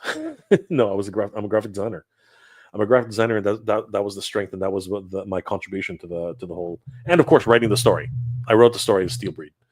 Um, Rick Cage, superb. Delta 17. Never read the comics, but I've got the figurines, and they're awesome sauce. You should read the comics, brother. You should read the comics. The comics of Delta 17. This sets the entire story. You have to like each of the characters in here has a very pivotal role, and you should definitely take advantage and read that. It's a very wonderful read. Peter, do I ever sleep? Yes, I do, but you wouldn't know it. You would not know it. MFK 30J. Which movie do you think will do better in Hollywood? Motu movie or the Disney Snow White? Um, there's a Disney Snow White. I watched that from wasn't that from the 40s? Um, I don't know. Honestly, I have no idea. Motu is the only thing I have my radar on. Snow White. I didn't even know there was a movie. What's it about? I mean, does it have the dwarves? Peter, Jay, why did they come out with Masterverse? Is that still classics? No, it is the new version of classics, if you will. It's like the seven and a bit scale. Um, and they came out with it because they wanted to make more articulated toys. Classics, as much as awesome as they are, they has very very limited articulation. A lot of people still complain about that, and Super Seven is still using that outdated buck even today. It's crazy. Peter, classics never hadn't had an attack track, did they? I don't think any other attack track has ever been made yet. Wonder why? Mostly because the attack track, unlike the battle ram, was well known for being a motorized vehicle, and I think the Four Horsemen at the time, because it's very difficult to make vehicles and playsets. Um, I think they only had budget for certain amounts of things, and I actually don't think I don't think the I don't think the classics versions of any of the classics vehicles sold particularly well. I think that they sold enough, but they didn't do well. You can ask Scott Knightlick about that. He obviously knows the numbers, but I believe that because of that, it was very difficult to sell the line on vehicles and animal mounts. It was very again there was a very big risk. Like the price point between from the inside looking out now, the price point between an action figure compared to a vehicle, compared to an animal, compared to a playset, you start literally ramping up the cost exponentially. So vehicles are very expensive to make because you can't reuse any of the molds. Nerd with a suit. Peter Classics, they were more geared towards old school fans and wanted the best version of the original stuff, 2000X, and by 2020, the people behind it decided they were done. From what I've gathered, there is a lot of that involved as well, but it's not nearly as cut and dry as that. Um, so it is what it is. Um, yep, I like Masterverse more than classics. There are a lot of people who have made the entire switch, but I think that they're always going to be fans of the classics. I mean, like it is still to this day the longest running Master Universe brand, sorry, line of action figures that has ever come out. So it's incredible.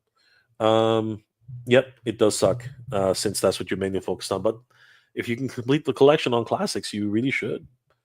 Um, Let's get the Anti-Eternia Classics He-Man and Battle Cat since the Classics doesn't have one. They do have Anti-Eternia He-Man on Classics. Anti-Eternia He-Man does exist in Classics. Hold on for a second. Um,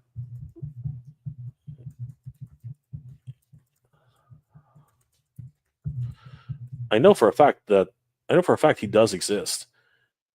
Yeah, Anti-Eternia He-Man does exist in classics. That much I do know. So that's he was released under the classics brand. So Anti-Eternia He-Man does exist. Anti-Eternia Battle Cat, though, that's a different story entirely. He did that does not exist. Pixel Dan covered Anti-Eternia He-Man a number of years ago. So yeah, um, I'm pretty sure now his price point has gone up considerably though, ever since the comic books and everything like that. But yeah, there have been customizations made by Joe Amato. He made a Master Universe Anti-Eternia Battle Cat. So if you're willing to pay the customized price, you can definitely get it done.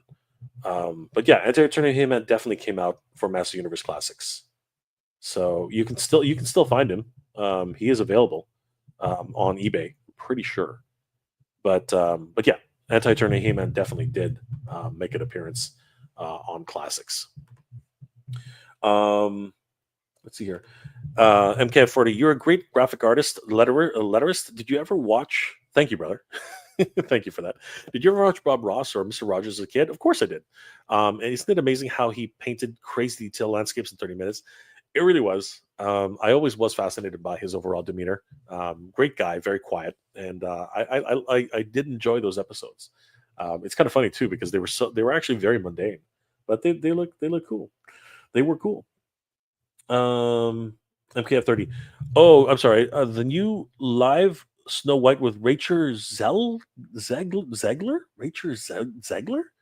It caused some controversy over the year. Okay. Who else stars in it? Is there anybody else in that movie? Wasn't she in Shazam? Zegler? Rachel Zegler? I thought she was in Shazam. Justin, do you think Club Grayskull will offer niche figures like the background characters that a lot of people might not want Mattel Creations to stick to more popular characters? If they do that, they'll really piss off a lot of people. That was done a lot in Master Universe Classics, like deep cut characters that a lot of people just did not care about, and it caused a war between Scott Neitlich and Michael over at Retroblasting. I mean, like that was like one of the capital reasons why Michael made a couple of those videos. That there were a whole bunch of characters that a lot of people just did not ask for. So I don't think that they would make that mistake. I hope they won't make that mistake again. And I know what you're saying. Would they make some of the background characters, some of the what are they called? The residents of Eternia, the residents of Eternos, right? Some of the people of Eternia, right? The farmers, the merchants, all those types of things. I don't think so. I don't think that they would do that. It just um, financially it doesn't make any sense, in my opinion. I just don't see it. Super Mario Brothers 3, Mega Retro. It's good to know that you collect other stuff. Long before I went into the rabbit hole of collecting action figures, I was still and I was and still am collecting CDs and cassettes from the 80s. Great hobby, excellent hobby. Um, at the end of the day, all physical media will eventually degrade. It happens to comic books. It happens to cassettes. It happens to CDs. Magnetism wears off. Magnets wear down. Magnetic tape wears down. CDs rot. There's just so many things. But at the end of the day, they're wonderful to collect. And it's not like you're going to listen to every CD every day. You know what I mean? So it's a great hobby. So I'm glad to hear that you have amazing hobbies. Super Mario Brothers 3. Um, Another suit. If we were to get a DreamWorks She-Ra toy, Masterverse is one of our best hopes. Absolutely. I'm surprised they haven't done it yet, but I do believe it has something to do at the end of the day with the fact that I think they tried with Barbie, Barbie style character. I can't actually. You know what? I have no knowledge. I'm not even going to pretend. I have no knowledge of She-Ra action figures.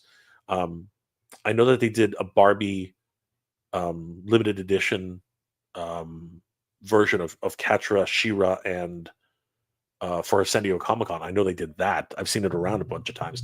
But I think that didn't they do a line of kids figures when it was being released? I have a vague recollection of that. Um,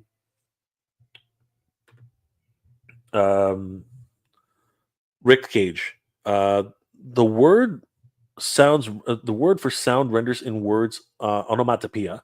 Mega J, there's a DC character with that. Ah, I didn't know that. Cool. Onomatopoeia. Um, let's see here. Justin, the Vintage Masterverse stuff will take over classics or perhaps Origins will because of the character selection. This is probably true. They're getting very close, but honestly, I don't think it's at this point. It's still not possible. They're nowhere near the number of characters that classics has. If they're able to continue as they are, it's possible. But I don't think they're anywhere near the number of characters that classics actually got to. It's amazing. Classics is an incredible line. It's very difficult. Um, yeah, he's $100 loose now. That's actually cheap, Peter. Believe it or not, that's actually cheap. I mean, if you're looking for like classic He-Man, I think it's under 20, 130. I think in some cases, some people are asking stupid money for Skeletor, right? So that's actually a cheap price. If I were you, I'd take it.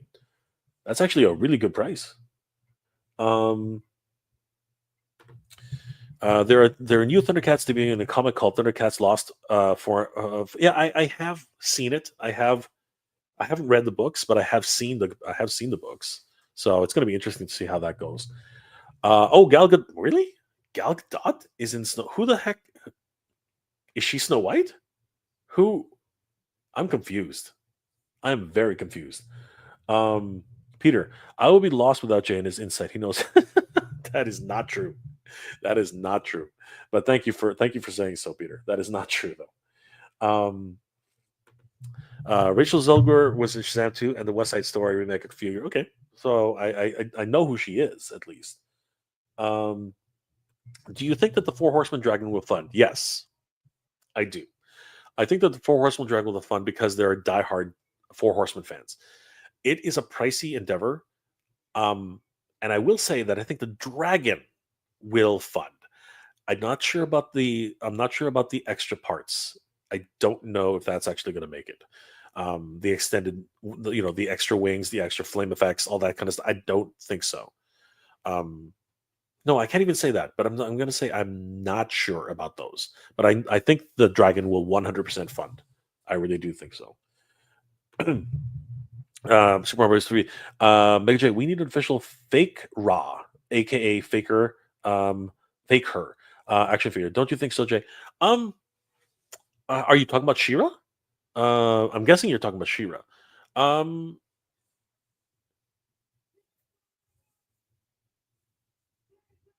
I guess so.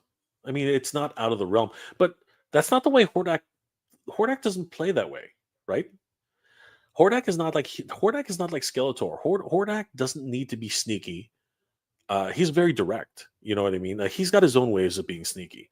I think Skeletor is always trying to break into Castle Grayskull and is always trying to claim the power of Castle Grayskull.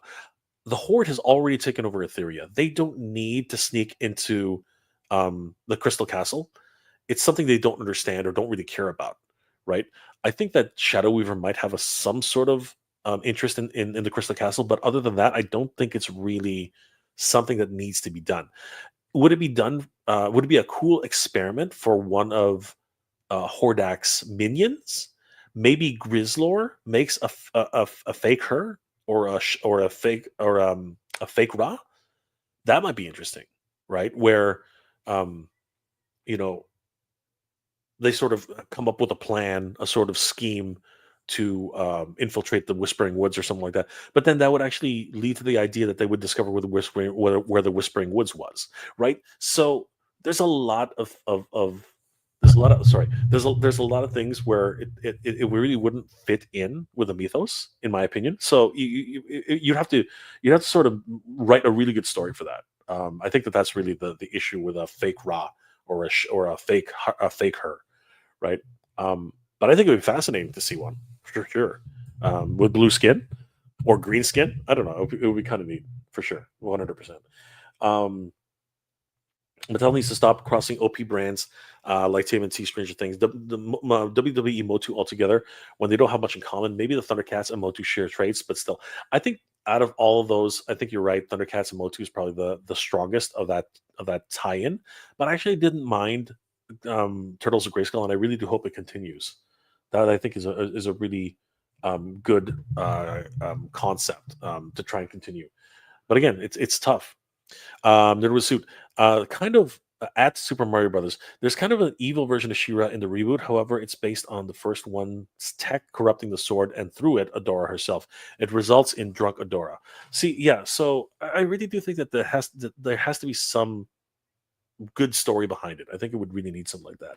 Bethany Beth is in the house. What's going on, Bethany? Long time. No see. No, I've seen you. I've seen Bethany. I've always see Bethany. Good to see her.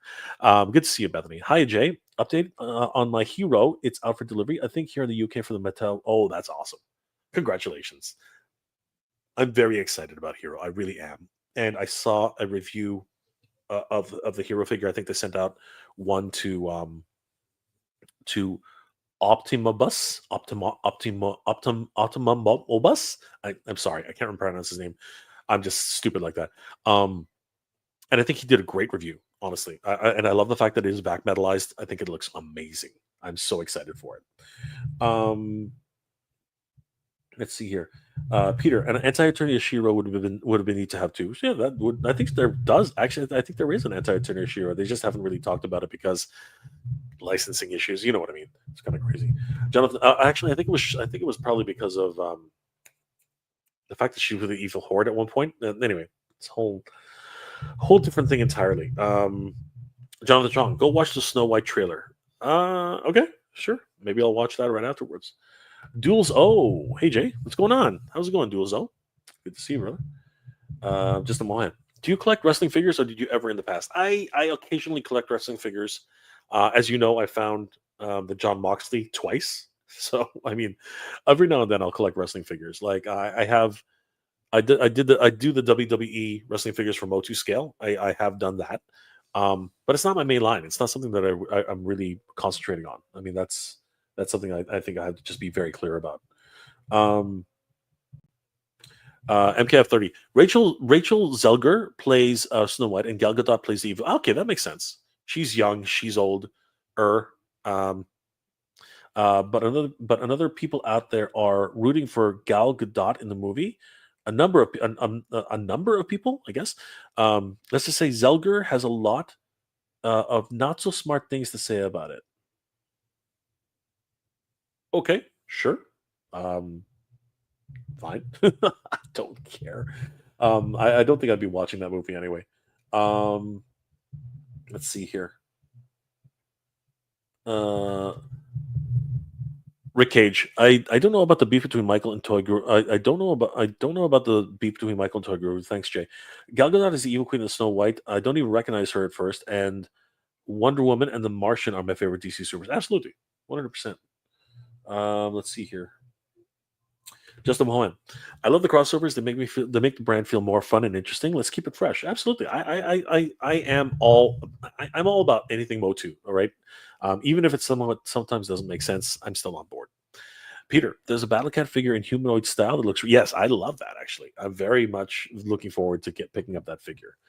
The Nervous Suit crossover wise, I'd actually do some more girly stuff, and I wouldn't mind Gem Shira crossover. That would be neat. Maybe it can also be Gem's bands cosplaying as their favorite princesses. The only problem is that Gem is actually technically owned by by Hasbro. I'm thinking, I believe it is Hasbro. I believe Gem is actually technically owned by Hasbro. So, um, and now it's actually now it's actually with loyal subjects. So there would be a bit of finagling to get that done. Now, Mattel and Hasbro do actually have a license together, a bunch of licenses together.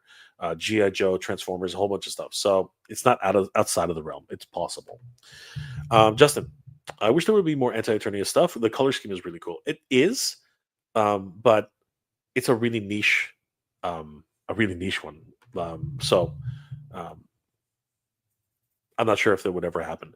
Dual Zo, hi Jay. I like the figure of Shira, New Eternia, and oh, I love them. I love them. I love the way they look. I know a lot of people are reading into the way Shira's face doesn't really look the way they expect, but you know what? It's not bad. And a lot of people see a lot of different people in there. So I'm very excited about those two and what they bring to the table. I'm very excited about Hordak for sure. Justin, I wish that the other He-Man versions from the other dimensions would have beasts besides Battle Cat all the time.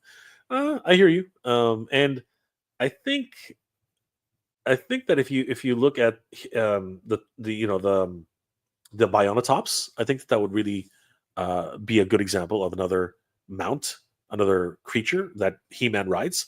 Same thing with the T-Rex. So I think that there's an example of that. Justin, did you see the McFarlane's new Mortal Kombat figures? They look good. Yeah, but it's not like they haven't been making Mortal Kombat figures before. They've been making the Mortal Kombat um, video game figures for a while now. So, but in terms of like the classic Mortal Kombat figures from Mortal Kombat One, yeah, I'm I'm I'm definitely down on those. Duels, duels. Oh, I have no hope for the multi movie. I am optimistically um, hopeful.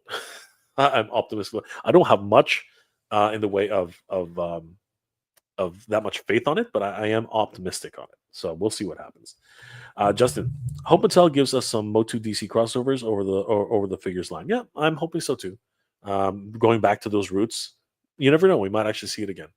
Peter, I had a crush on Jen when I was a kid. She was truly, truly, truly outrageous. There were the suit. McFarlane has some issues with DC. I guess it's because their Mortal Kombat stuff is as good as their. I don't know if they have any issues. Um, I think that well, I guess that would explain how he lost the license, but I don't know. Maybe you're right. It's possible. I guess we'll find out. Actually, we'll never find out. They're not going to talk about it. MKF30. Yeah. Do you think it's crazy how these companies like Mattel, McFarlane getting DC license again, in Mattel's case, and McFarlane getting Mortal Kombat again? They're doing Mortal Kombat 2 figures, especially excited. Yeah. Yeah. Everything is going every which way. People are like snatching up licenses and holding onto them as long as they can. It's just the nature of toys and the nature of licenses in that sense. So it's not it's fascinating, but at the same time, it's just another day at the office for these guys. Never the suit. Yeah, they may have been me here, but I did a 180. I changed my mind. Shira's head for the new Eternia figure looks great. There you go. Like I said, you give it some time. Give it some time. I think that it's fabulous. Dulzo, the Storm Arena figures look very good. Hope they get new KFO figures. They're expensive though, man. They are really, really pricey. I do like them. I'm hoping that they bring it down to a price point which we can all afford because this new arena scale of 1/12th or 1/16th. I think it's 1/16th. I can't remember. Somebody help me out here. I can't remember. I think it's 1/12th, right? 1/12th? 1/12th scale? Anyway, I think they look great. They look fabulous, honestly. Um, Justin, if the Motu movie releases in January, February, then it's not going to be good because that is where companies dump bad movies. Well, it's actually not slated for either of those dates. I think it is June, I believe. I believe I read June. So let's hope. Justin Mohan, do Tokuru still have his channel up? I don't know what's it's calling. It's the same thing. He got his channel back. He got his channel back. I don't know what the drama was. I do know what the drama was, but I don't know how that was resolved. Nerd of the suit. I can still get over Todd's excuse. I still can't get over Todd's excuse for why he won't make more female characters in the DC line. It was just ridiculous. Pardon my intensity. I don't understand. But I think at the end of the day, um, there is a parallel between um, the relationship that people feel that, and this is actually a common thing. A lot of companies feel that female figures don't sell. I don't know if that's actually a fact or not, but I think that that is the standard answer. Having said that, I'm glad we get female figures. I think they look great. I love sexy action figures. There are sexy men, there are sexy women, and there should be enough room for everybody. That's I believe the way everybody should look at that. I think there's room for everybody. Um, Justin Mohan, if DC movies are big hits and McFarlane will miss out on a lot of cash. This is true, but it was his to lose, right? I think that's really the point. It was his to lose. I don't know why he lost it, but he lost it. Star Near looks very way different than the Jada stuff. Yeah, and they're way bigger. The arena, they do look very different, but I think that's a good thing because they're alpha. These are Super Street Fighter, right? So it's very very important to distinguish those two. Um, I will say though, How to Train Your Dragon 3 was released in February, and that movie was incredible. I am looking forward to the How to Train Your Dragon live action. I am really looking forward to it. I'm hoping that it does well. Um, I'm especially since Gerard Butler is actually Hiccup's dad. I love that. Rick, Submarine is in direct competition with Jada. The figures are 1/12 and $25. Yes, um, which is a great price. That's an incredible price, especially compared to their regular. What scale is it? It's like they're like 8 inches, right? They're like 8 or 9 inches. It's freaking crazy. But yeah, I'm really much more excited about that. The fact that they're $25, that's incredible. Um, so we'll see. We'll see exactly how that runs. Um, yes, it was an anime movie, correct. Peter, the guy playing Adam looked okay to me at least. Yes, he does. Now that he's bulked up enough, and they're swapping Man at Arms with Idris Elba. It doesn't bother me. It seems like it could work. Yeah, I think it's fine. I really have no problems with Idris Elba. He's going to slay any role that he's given. The guy will slay it. The guy's an incredible actor. Um, but I've always said, and I will maintain this, it's always very difficult for me to separate my vision of Man at Arms because Man at Arms has always been Duncan. Man at Arms has always been, that version in Filmation, that version in, classics, in vintage, in the. So it really is just hard for me to see it yet. But when I see Idris Elba's performance, I'm almost 100% sure I'm going to fall in love with it. So looking very much forward to seeing that. Um, MKF 30. Over the suit. Yeah, it could be that Todd likes Mortal Kombat. I'm sure that they appreciate that Spawn in Mortal Kombat 11. It's probably more of a business decision, but yeah, I think that probably he enjoys it.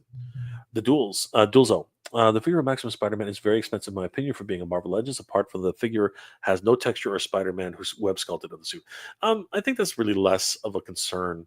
A lot of people are saying, "Oh, there's going to be a new price point and blah blah blah." I don't think so. I think that this is the first figure in the line, so he's much more expensive with all the extra accessories. And I know a lot of people are going to say, "Well, Black Widow had the same number of accessories, blah blah blah blah blah." But I'll say this: um, is it wrong for them to make a brand new buck and price it at the point that it is for an introductory character with a number of accessories? That's marketing. That's how that works, and it's going to be with the most popular figure in the line, bar none. It will be with Spider-Man. What's going to happen next with the Hulk? I don't know. He might be a little bit more expensive than a deluxe. We'll see. But after that, when the buck starts being circulated to everybody else, pretty much like the Bucky cap mold, it's going to come way down in price. I think that it's probably going to come down to $25, maybe $35, um, which is a jump. I'm not going to say no, but I don't think that everyone. I think everyone should just calm down. I think that they're going to reprice it out to what the market needs, and if they don't do it properly, they're going to have to readjust, just like they always do. I think that's basically how that goes. The Nova suit. I would buy so many merch based on girl shows if they made them. I would love an Ada Cawthorn from Owl House. Yeah, there just has to be a market for it. There has to be enough people like yourself to be willing to buy it, and that would be great. Um, Something that the Toy Biz did. Okay, I don't not really sure. You're gonna have to elaborate on that. Um, let's see here. Scott over Tommy. Jada's Scooby Doo looks way fun. Grabbing them all, they look amazing. It's the figures that I didn't know I needed. You know what I mean? It's crazy. I love it. I just absolutely love it. There with the suit. I would have picked Snyder to voice Skeletor. Dana Snyder to voice Skeletor. Snyder is Shake from Alpha Team Hunger Force. I am not kidding. Oh, that's cool. Peter, I would like to see Leto's Joker from the Snyderverse, where he had long hair and acted absolutely crazy at the end. I was shocked at how he changed it up. Huh. I didn't really mind the Joker from the Snyderverse. I thought he was okay. But would I have really picked him to play the Joker? Maybe not. That much is a more difficult thing. Guys, thank you for joining me tonight. It's been an absolute pleasure being here. I did want to highlight one more thing before we go because um, this came across my radar and I was actually surprised because I didn't even know that it had launched. But I do want to give a shout out to a good friend of the channel and fellow Canucklehead, um, Adam, uh, who's doing a wonderful new Kickstarter. Alan Adam Pelletier. I can barely pronounce anybody's name tonight. My brain is just not working.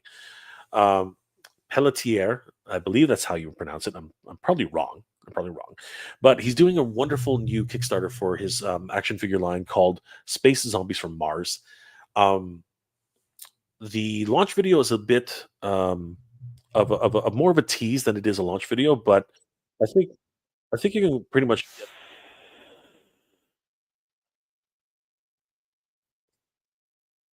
space. And I do believe there is a comic book planned for this line.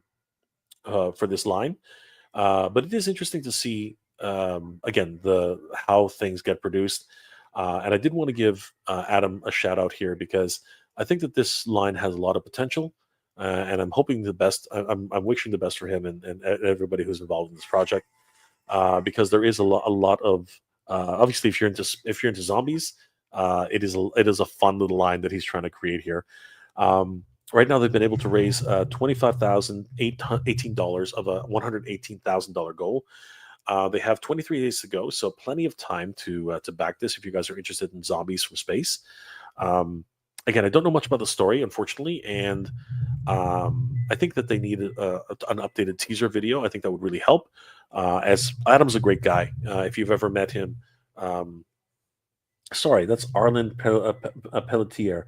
That I think that's the creator, but Adam Drake. That's I don't know why. Again, my brain's not working today. I have no idea why I said that. So yeah, Adam Drake, a great knucklehead up here in Canada, is trying to get this off the ground, and the line's looking great. They have a whole bunch of different military figures like Guy Garrison here in the military, coming with a whole bunch of different accessories, backpacks, swappable hands, fists. Um, I'm not sure. I think those are ailerons. I think, or sorry, aerials. Sorry, aerials. I think those look like aerials.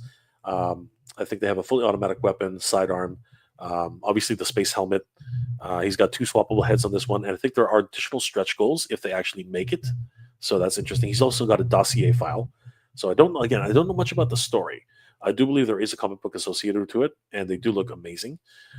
These figures. Julia Stryker, science officer, looking very cool. Comes with much the same pack out, but also comes with these two, I guess, robotic arms. I don't know if they attach to the backpack or not, but they really look cool. She also comes with something that looks like a Carium nugget and an old school, or is that a DSLR? I'm thinking it's a DSLR camera. Um, Interesting. That's a great pack out as well. And again, I think that the stretch goals will eventually become um, with if they actually reach that far. Um, we also have Red Walker in the military who became a zombie. I think that there's also a gimmick in here where you can actually swap parts of their limbs. I'm not 100% sure about that, but I do believe that that's the case.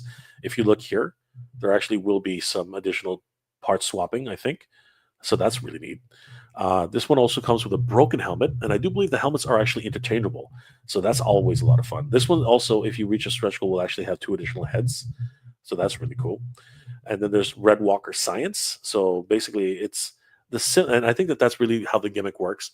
I think that if you look at here, this leg appears to be this leg here. You see what I mean? So I think that that's the sort of thing that they're going for. But in the terms of the stretch goal, if you look at this leg, it's actually on the right. But if you look at the leg for the stretch goal, it's on the left. And I think you see that here on the science officer. The stretch goal is on going to be on the right, but the leg that's on the zombie is actually on the left. So it's fascinating how they're going about this. Really clever too, I think. The sculpts are looking great too. They look obviously if you're into zombies, these really look kind of disgusting, and you can see all the flesh hanging off of their bones and stuff. So that's really cool. I really do like how that is coming about. And then there's even a glow in the dark version for the Kickstarter exclusive. This one's going to be neat. Comes with a brand new backpack and a really smashed up helmet. And it actually comes with three different head sculpts. So that's actually really neat. The other two, think need to be unlocked. So this is really neat. Love the disgusting nature of this is just really cool. I really like it. Um, and I think again, I guess they are doing the glow in the dark Kickstarter for I don't know what that is. What is it? Prometheus, original soundtrack, music telling the story of the space zombies from Mars. So I guess this is one of the items that you can actually pick up. They do have a comic book, 32 pages, so that's awesome. So I think you can also support them that way. And of course, they have stretch goals. They have the Spike Spectre Retro, which comes with all of these wonderful accessories. And again, there's some additional options later. He also comes with is that a helmet? I'm not sure what that is, but it looks really cool. Some sort of like alien looking helmet or mask. I really think I love that retro. I think that's why they call it retro because he's got that I guess that 40s or 50s ray gun, and he comes with one knife and that awesome backpack that comes with the other guy. So he looks cool. And at 190, so that's going to be unlocked at 180,000 or 126,000 USD. And then at 33,000 USD 500, 30,500 USD. Red Walker Retro will be unlocked, and I think he comes with all of his zombified parts. So that's always good. And then at 137,000 USD, all of the additional hands are unlocked, including the flip the bird hand. If I'm looking at that right, which is a lot of fun. At 144,000 USD, Dr. Michael Locke, the medical um, uh, figure, comes unlocked, and that's at 144,000. And he's got additional head swaps, and later on, if they get unlocked, there are additional parts here. But he also comes with this chainsaw, I guess no, a buzz saw looking attachment, which is really cool, and a book. I don't know if it's a journal. I don't know if it's something, but it looks really neat. Um, so that's fun. And then of course there's Red Walker Medical. So I'm sort of thinking that a lot of these guys are definitely not going to make it out of here. So a lot of them, I guess they keep calling it Red Walker because it's actually on the Mars. So these guys are literally walking on Mars. That's why they call them Red Walkers. So that's really cool, and they don't decay in space, I guess. At 155,000 USD, the other additional parts of each figure actually get unlocked, so that's a lot of fun. So that's all the pack-ins for the additional zombies. And at 158,000, they unlock Georgia McBride, and she's an engineer. Comes with all these additional parts, including a guitar and a flamethrower. Sweet. I love flamethrowers. I love the new color schemes as well. Again, they're all basically very similar bucks, but they actually really are a very clever way of doing this releases. This one also there's also at 165,500 USD, the Red Walker Engineer gets unlocked. Again, another wonderful character. And then at around 169,000 USD, the head pack, the gruesome packs, get released. So it's going to be interesting to see how those come out, and more details to come. And if you were interested, they break down what the project budget would be. And this is a Canadian project, so it isn't Canadian dollars, but they do have the breakdowns in American. And my browser is set to American, so this is actually the American goal, $118,273 goal, and they've been able to raise so far $25,018. They have 23 days to go. They have 194 backers, so they have a bit of a ways to go, but I think that they can make it. And I just wanted to give a shout out to Adam Drake and Adam and Arlene Pelletier um, for this wonderful project. And again, I wish them all the best, and I hope that this helps a little bit because again, I want to get some information out to people as much as possible for this project, as I think it's a great opportunity for these guys to try and make a new action figure line. Um, and again, this kind of was a surprise to me. I didn't think it was launched yet, but I started hearing about it from friends. So as soon as I started hearing about it and seeing where they were at, I decided that it's a really good idea to start talking about it on my live streams. And I hope that you guys might consider supporting the project, as I think it's a great project. I'm not the biggest fan of zombies, but I think that there are a lot of zombie fans out there, and this could definitely be something up your alley if you guys are into horror action figures and the like. But yeah, I think that it's a great opportunity for Adam and the team there, and of course the creators. So I really hope that you guys will consider supporting the project. And thanks for indulging me with that, guys. I really appreciate it. Um, It's always this crazy time when you want to be able to create action figures. And again, from the inside looking out, it is a tough game, man. It is a really really tough game. It's kind of crazy. Um, MFK30. The nervous suit, yeah, he likes the super buff comic look. Yes, he really does. I really appreciate it. Um, let's see here. Jared Leto probably won't be Skeletor until the end of the movie. I don't think so. I think he'll probably become Skeletor sometime in the middle, or he might just start playing Skeletor right at the beginning. You never know. Um, let's see here. Peter, I've seen this and it's good. Yeah, I'm really excited for it. I really am, and I wish them all the best. Um, they're also the ones who could make the call, so it looks like it's circular reasoning. People don't buy female characters because they don't freaking make them. That is really weird. That is a very weird um, line of thinking. Peter, I'm glad Funko Pops seem to be phasing out. I hate them, and I hate them, and still own a few. I was never into Funko Pops. I'm very vocal about how they're not toys, but I don't ever wish for any line to wind down too quickly. I hope that they're okay, and they now own Mondo, so I really hope that they make a decision to either start making real action figures or how how their exit strategy is gonna work. So we'll see how that plays out. Justin Mohan, so many toy Kickstarters here. It's just so much fun. I agree, and I wish Adam all the best on this project. Um, thank you too, Justin. I hope you're doing well, brother. Long time no see. We should definitely get together. Um, I hope it makes it too. I really do. And I wanna bring as much attention to it as possible in my own little way, if I absolutely can. Um, they do look high quality. I think that they have a great partner. And I don't know who they're. It's the Kickstarter itself has all the information. You guys should definitely check it out. Search Space Zombies from Mars. It should come up right away on Kickstarter. Um, uh, Rick Cage. Nerd of the Suit. Bobby Valla made an all female wave in his Action Force line, and it's sold out twice. There you go. That's a really good point. That is a really great point. Nerd of the Suit. DreamWorks She-Ra fans are so hungry for more merch. The few that got made for the show is still being bought a lot. The SDCC Super 7 She-Ra and Catra now cost $700 to $800 on eBay. That's crazy.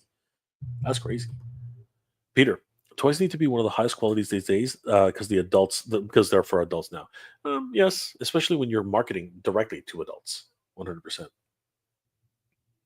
And the Target doll of She-Ra unopened already has going prices for near vintage Filmation She-Ra dolls are looking for, and Mattel is not jumping on that.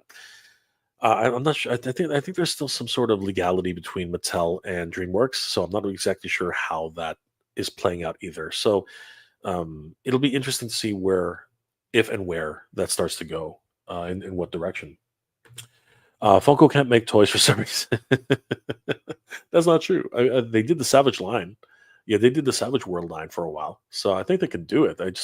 They choose not to. Peter, they could dig up what's left of the previous actor who made Skeletor. He wouldn't even need the makeup now. That's hilarious, dude. And please don't make fun of Frank Langella. He is just an incredible actor.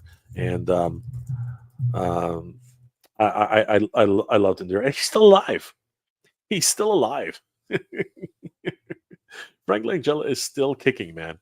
Frank Langella is still kicking, and so is Alan Oppenheimer. So please don't be making fun of those two. They're amazing. Justin Mohan. Foco tries to keep everything under $10, and it doesn't work. They had a Rick and Morty license, and they wasted it. I don't know if they keep it under $10. Toys R Us has them as high as like $35. It's just kind of stupid. MKF30, Mega J, have you ever chatted or did a collaboration with that Mad Hatter TMNT guy? All the time. I actually we produced an action figure together. It's called Flipor, and I will be showcasing him at Toylanta later this year. By the way, guys, I'm going to be at Toylanta in a couple of weeks. So if you guys are heading to the show, I would love to see you guys there. Um, Rick Cage, how many figures did Valiverse make? Quite a few. Uh, we all know Frank. I think Frank Langella is a very handsome man in a non-traditional way. He looks amazing. He's incredible. What a great actor. Um, and yes, he is alive, so don't count him out yet. Jonathan Chong bought Funko. Funko bought the rights to the Turbo Man design, and they made that toy, so they can. Yes, they can totally do it. It's a matter of why and when. I was thinking about the actor that chopped off Anakin's arm. Oh no, that's different. That's Sir Peter. Sorry, that's Sir. That's um, Sir Alan Lee. He was Sauron, and he did all the Hammer horror films. Yes, unfortunately, he has passed. A great loss to the industry. He was an incredible actor. He was also in The Man with the Golden Gun. MKF 40. Crap, that's awesome. Didn't know Frank and also Perry White were in Superman. Yep, yep. He was awesome. Still is awesome. Justin Mohan. Will there be a new indie company at Toylanta? Tons. Tons. I don't know if there'll be any new ones, but there are a lot of indie. It's also PowerCon, by the way, guys. It's also PowerCon.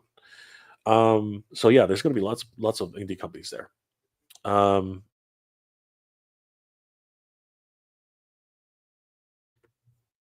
yes, Christopher Lee. Exactly. It was Christopher Lee. Nerd with a Suit. Christopher Lee was also born in 1941. Yep. His Saruman was epic. Absolutely. Absolutely. So guys, thank you so much for joining me this evening. It's been an absolute pleasure hanging out with you guys. I might as well go ahead and say that I am going to be a guest at Toylanta. So I'm just going to bring that up. Instagram slash Toylanta. So yeah, I will be a guest at Toylanta. There's going to be a lot of great special guests at the show. And it's going to be happening March 27th to the 30th. Um, 28th, sorry, March 28th to I'll be arriving the 27th, but it is March 28th to the 29th in Duluth, Georgia. And of course, I will be there and I will be showcasing Flip Ore at my table. It's going to be an awesome time. And again, I will actually be bringing a couple copies of Steel Breed and Apocalypse 4, along with Delta 17 War in the Shadows, for you guys to take a look at. I probably will announce something that I'm going to be working on with my friend Danny around that time. I think you guys are really going to enjoy it. But if you guys are going to be in Atlanta, Duluth, Georgia, around the 20th through the 30th, please stop by Toylanta and PowerCon. It is actually the spiritual return of PowerCon. I'm going to have a couple of panels there, mostly Master Universe related, as well as a tribute to one of my good friends who passed away recently, Ryan, and just be and yeah, it's going to be a great time overall. And I'm going to be probably on a panel with a couple of other great toy tubers. So guys, definitely check us out. I will also be there with the crew from the Realms, um, uh, JP and Carlos of the Badass Reviews. They'll be showcasing their brand new maquettes and designs for their action figure line, which is also coming up from the realm. And you guys can meet them there at PowerCon as well. It's going to be a great time, and we're going to have so much fun talking about action figures, talking about Master Universe, talking about She-Ra, talking about the whole 9 yards, and everything in between. It's going to be a great time over at Toylanta. There are going to be a lot of other special guests and celebrities there too. I do believe that. Let me just center out a few people since we're here. Um, let's see here. I see some of the companies that are actually going to be there. Um, we have Vendor Showcase, Map of the Lost Treasures. These guys are awesome. We also have the 9 to 5 Warriors. They're going to be there, Justin, since you asked. So they're going to have their new product line on display. It's going to be a lot of fun. They also have, oh yeah, the exclusive. There's Big Dub. Good to see Big Dub. But they do have a what are they called? A Mythic Legions exclusive. No, sorry, this is Cosmic Legions exclusive. So he is definitely going to be only available at Toylanta. So you don't want to miss out on that exclusive. As Big Dub is showcasing, Savage Crucible is going to be there. Um, Same thing with Warlords of War. They're going to be there as well from Glylo, from Man or Monster Studios. I think that's who they are. We also have the Beast of the Mesozoic Era. They're also going to be there as well. Creative Beast Studios. Um, One Six Shooter is going to be there. Trevor, sorry, Trevor's going to be there. Which is going to be awesome. And of course, he did the photography for Animal Warriors of the Kingdom, and obviously is well connected with the Four Horsemen. So wonderful stuff. Great, going to be great to see him again. Um, and the great Sergeant Slaughter is going to be there. Always great to see this man. He's a freaking living legend. Same thing with so many others. Animal Warriors of the Kingdom are also going to be there, as well as um, Monster Force. These guys are going to be there as well. Fresh Monkey Fiction. Um, yeah, Grindhouse Toys is going to be there as well. So yeah, a lot of indie toy manufacturers, and of course we're asking about celebrities. TMNT celebrities: Paige Turco and Ernie Reyes Jr., April O'Neil, and Raphael or Michelangelo. Are definitely going to be there. Awesome stuff. Um, so he's also Kino. Sorry, I forgot Kino. So great TMNT alumni that are going to be there. The great Pixel Dan is going to be there signing his book, and of course, it's always great to see Dan at Toylanta.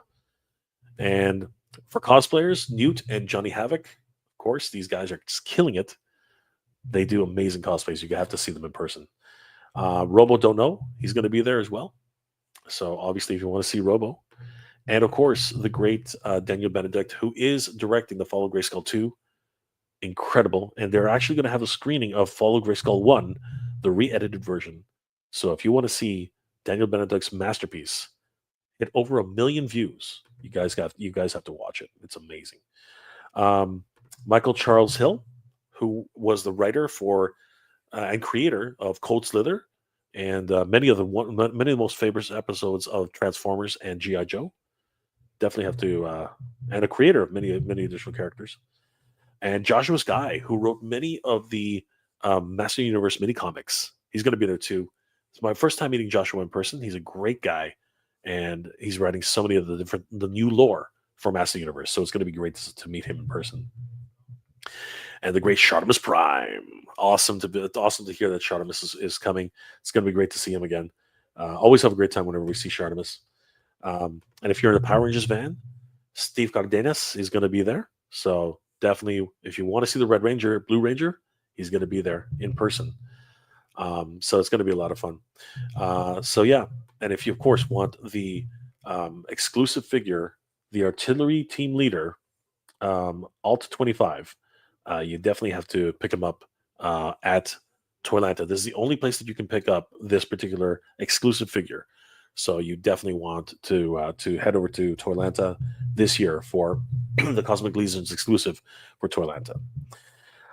So yeah, guys, I definitely once again I'll be a guest at Toylanta this year, March 28th to the 30th, and it's going to be a lot of fun. I hope to see all you guys there, and of course, definitely pick up your exclusive Alt 25 figure. He's going to be amazing. He looks in freaking sane, as you guys can see here. So much fun. And of course, a lot of people are calling him heavy duty, roadblock. Call him what you will. He looks freaking amazing. So, really excited about seeing this guy in person and picking him up. So you can see some comparison time with different figures. Definitely head over to toylanta.com. Toylanta on Instagram and toylanta.com.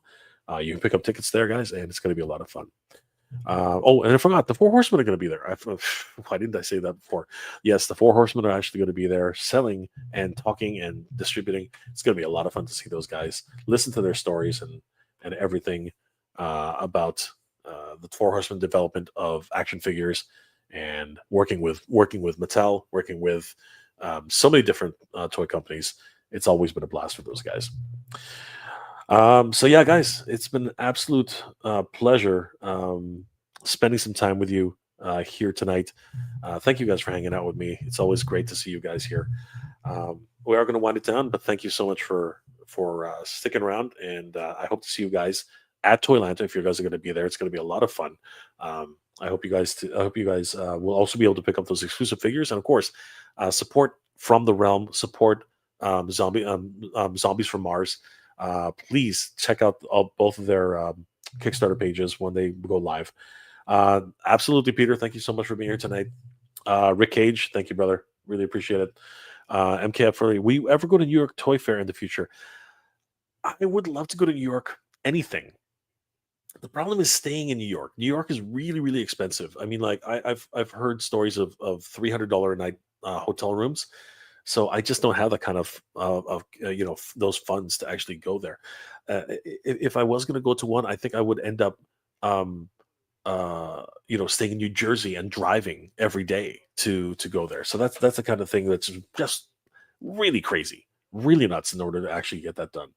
If not, I'd have to go to some of um, the outer skirts of Manhattan. You know what I mean? Like somewhere far. I have to figure something out because I understand it's really expensive to stay in New York.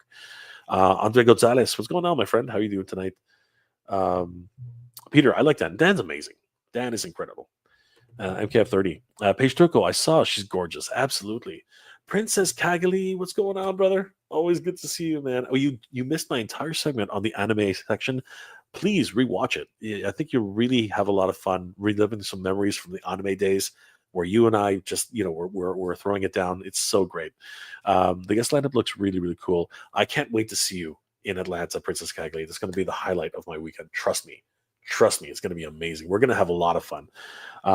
For those of you guys who don't know, Princess Cagali is one of my longest supporters, especially on my Patreon. And I can't wait to meet Princess Cagali in person because that's going to be amazing. Thank you, brother. Nerve the Suit, Nighters, Night, my friend, and MKF30. I hear you as New York Writer Hotel. Oh, wow. Hotels are pricier. Then again, everything is. Absolutely. The prices are just going astronomical. But one day, my friend, one day I will make it out to New York for sure. Guys, okay, Jonathan, last comment. Yeah, driving or transit, I stayed in the Coros about the price. I didn't pick up my mother, booked it for me and my aunt. It was like $300 a night for a two bedroom standard room. Wow, wow, that's crazy. MFK 30. As a native New Yorker, I mean, ha ha ha, all good. Thank you guys for spending some time with me tonight. It's been an absolute pleasure. I hope you're all doing well, staying safe. And as always, everybody, thank you very much for watching. Princess Cagley will get the last word tonight. I most definitely look forward to meeting you, my brother. It will be my absolute pleasure to meet you, 100%. We'll talk soon, okay? Thank you so much, guys. I hope you're all doing well, staying safe. As always, everybody, thank you very much for watching. Good journey, everybody. Geek proud.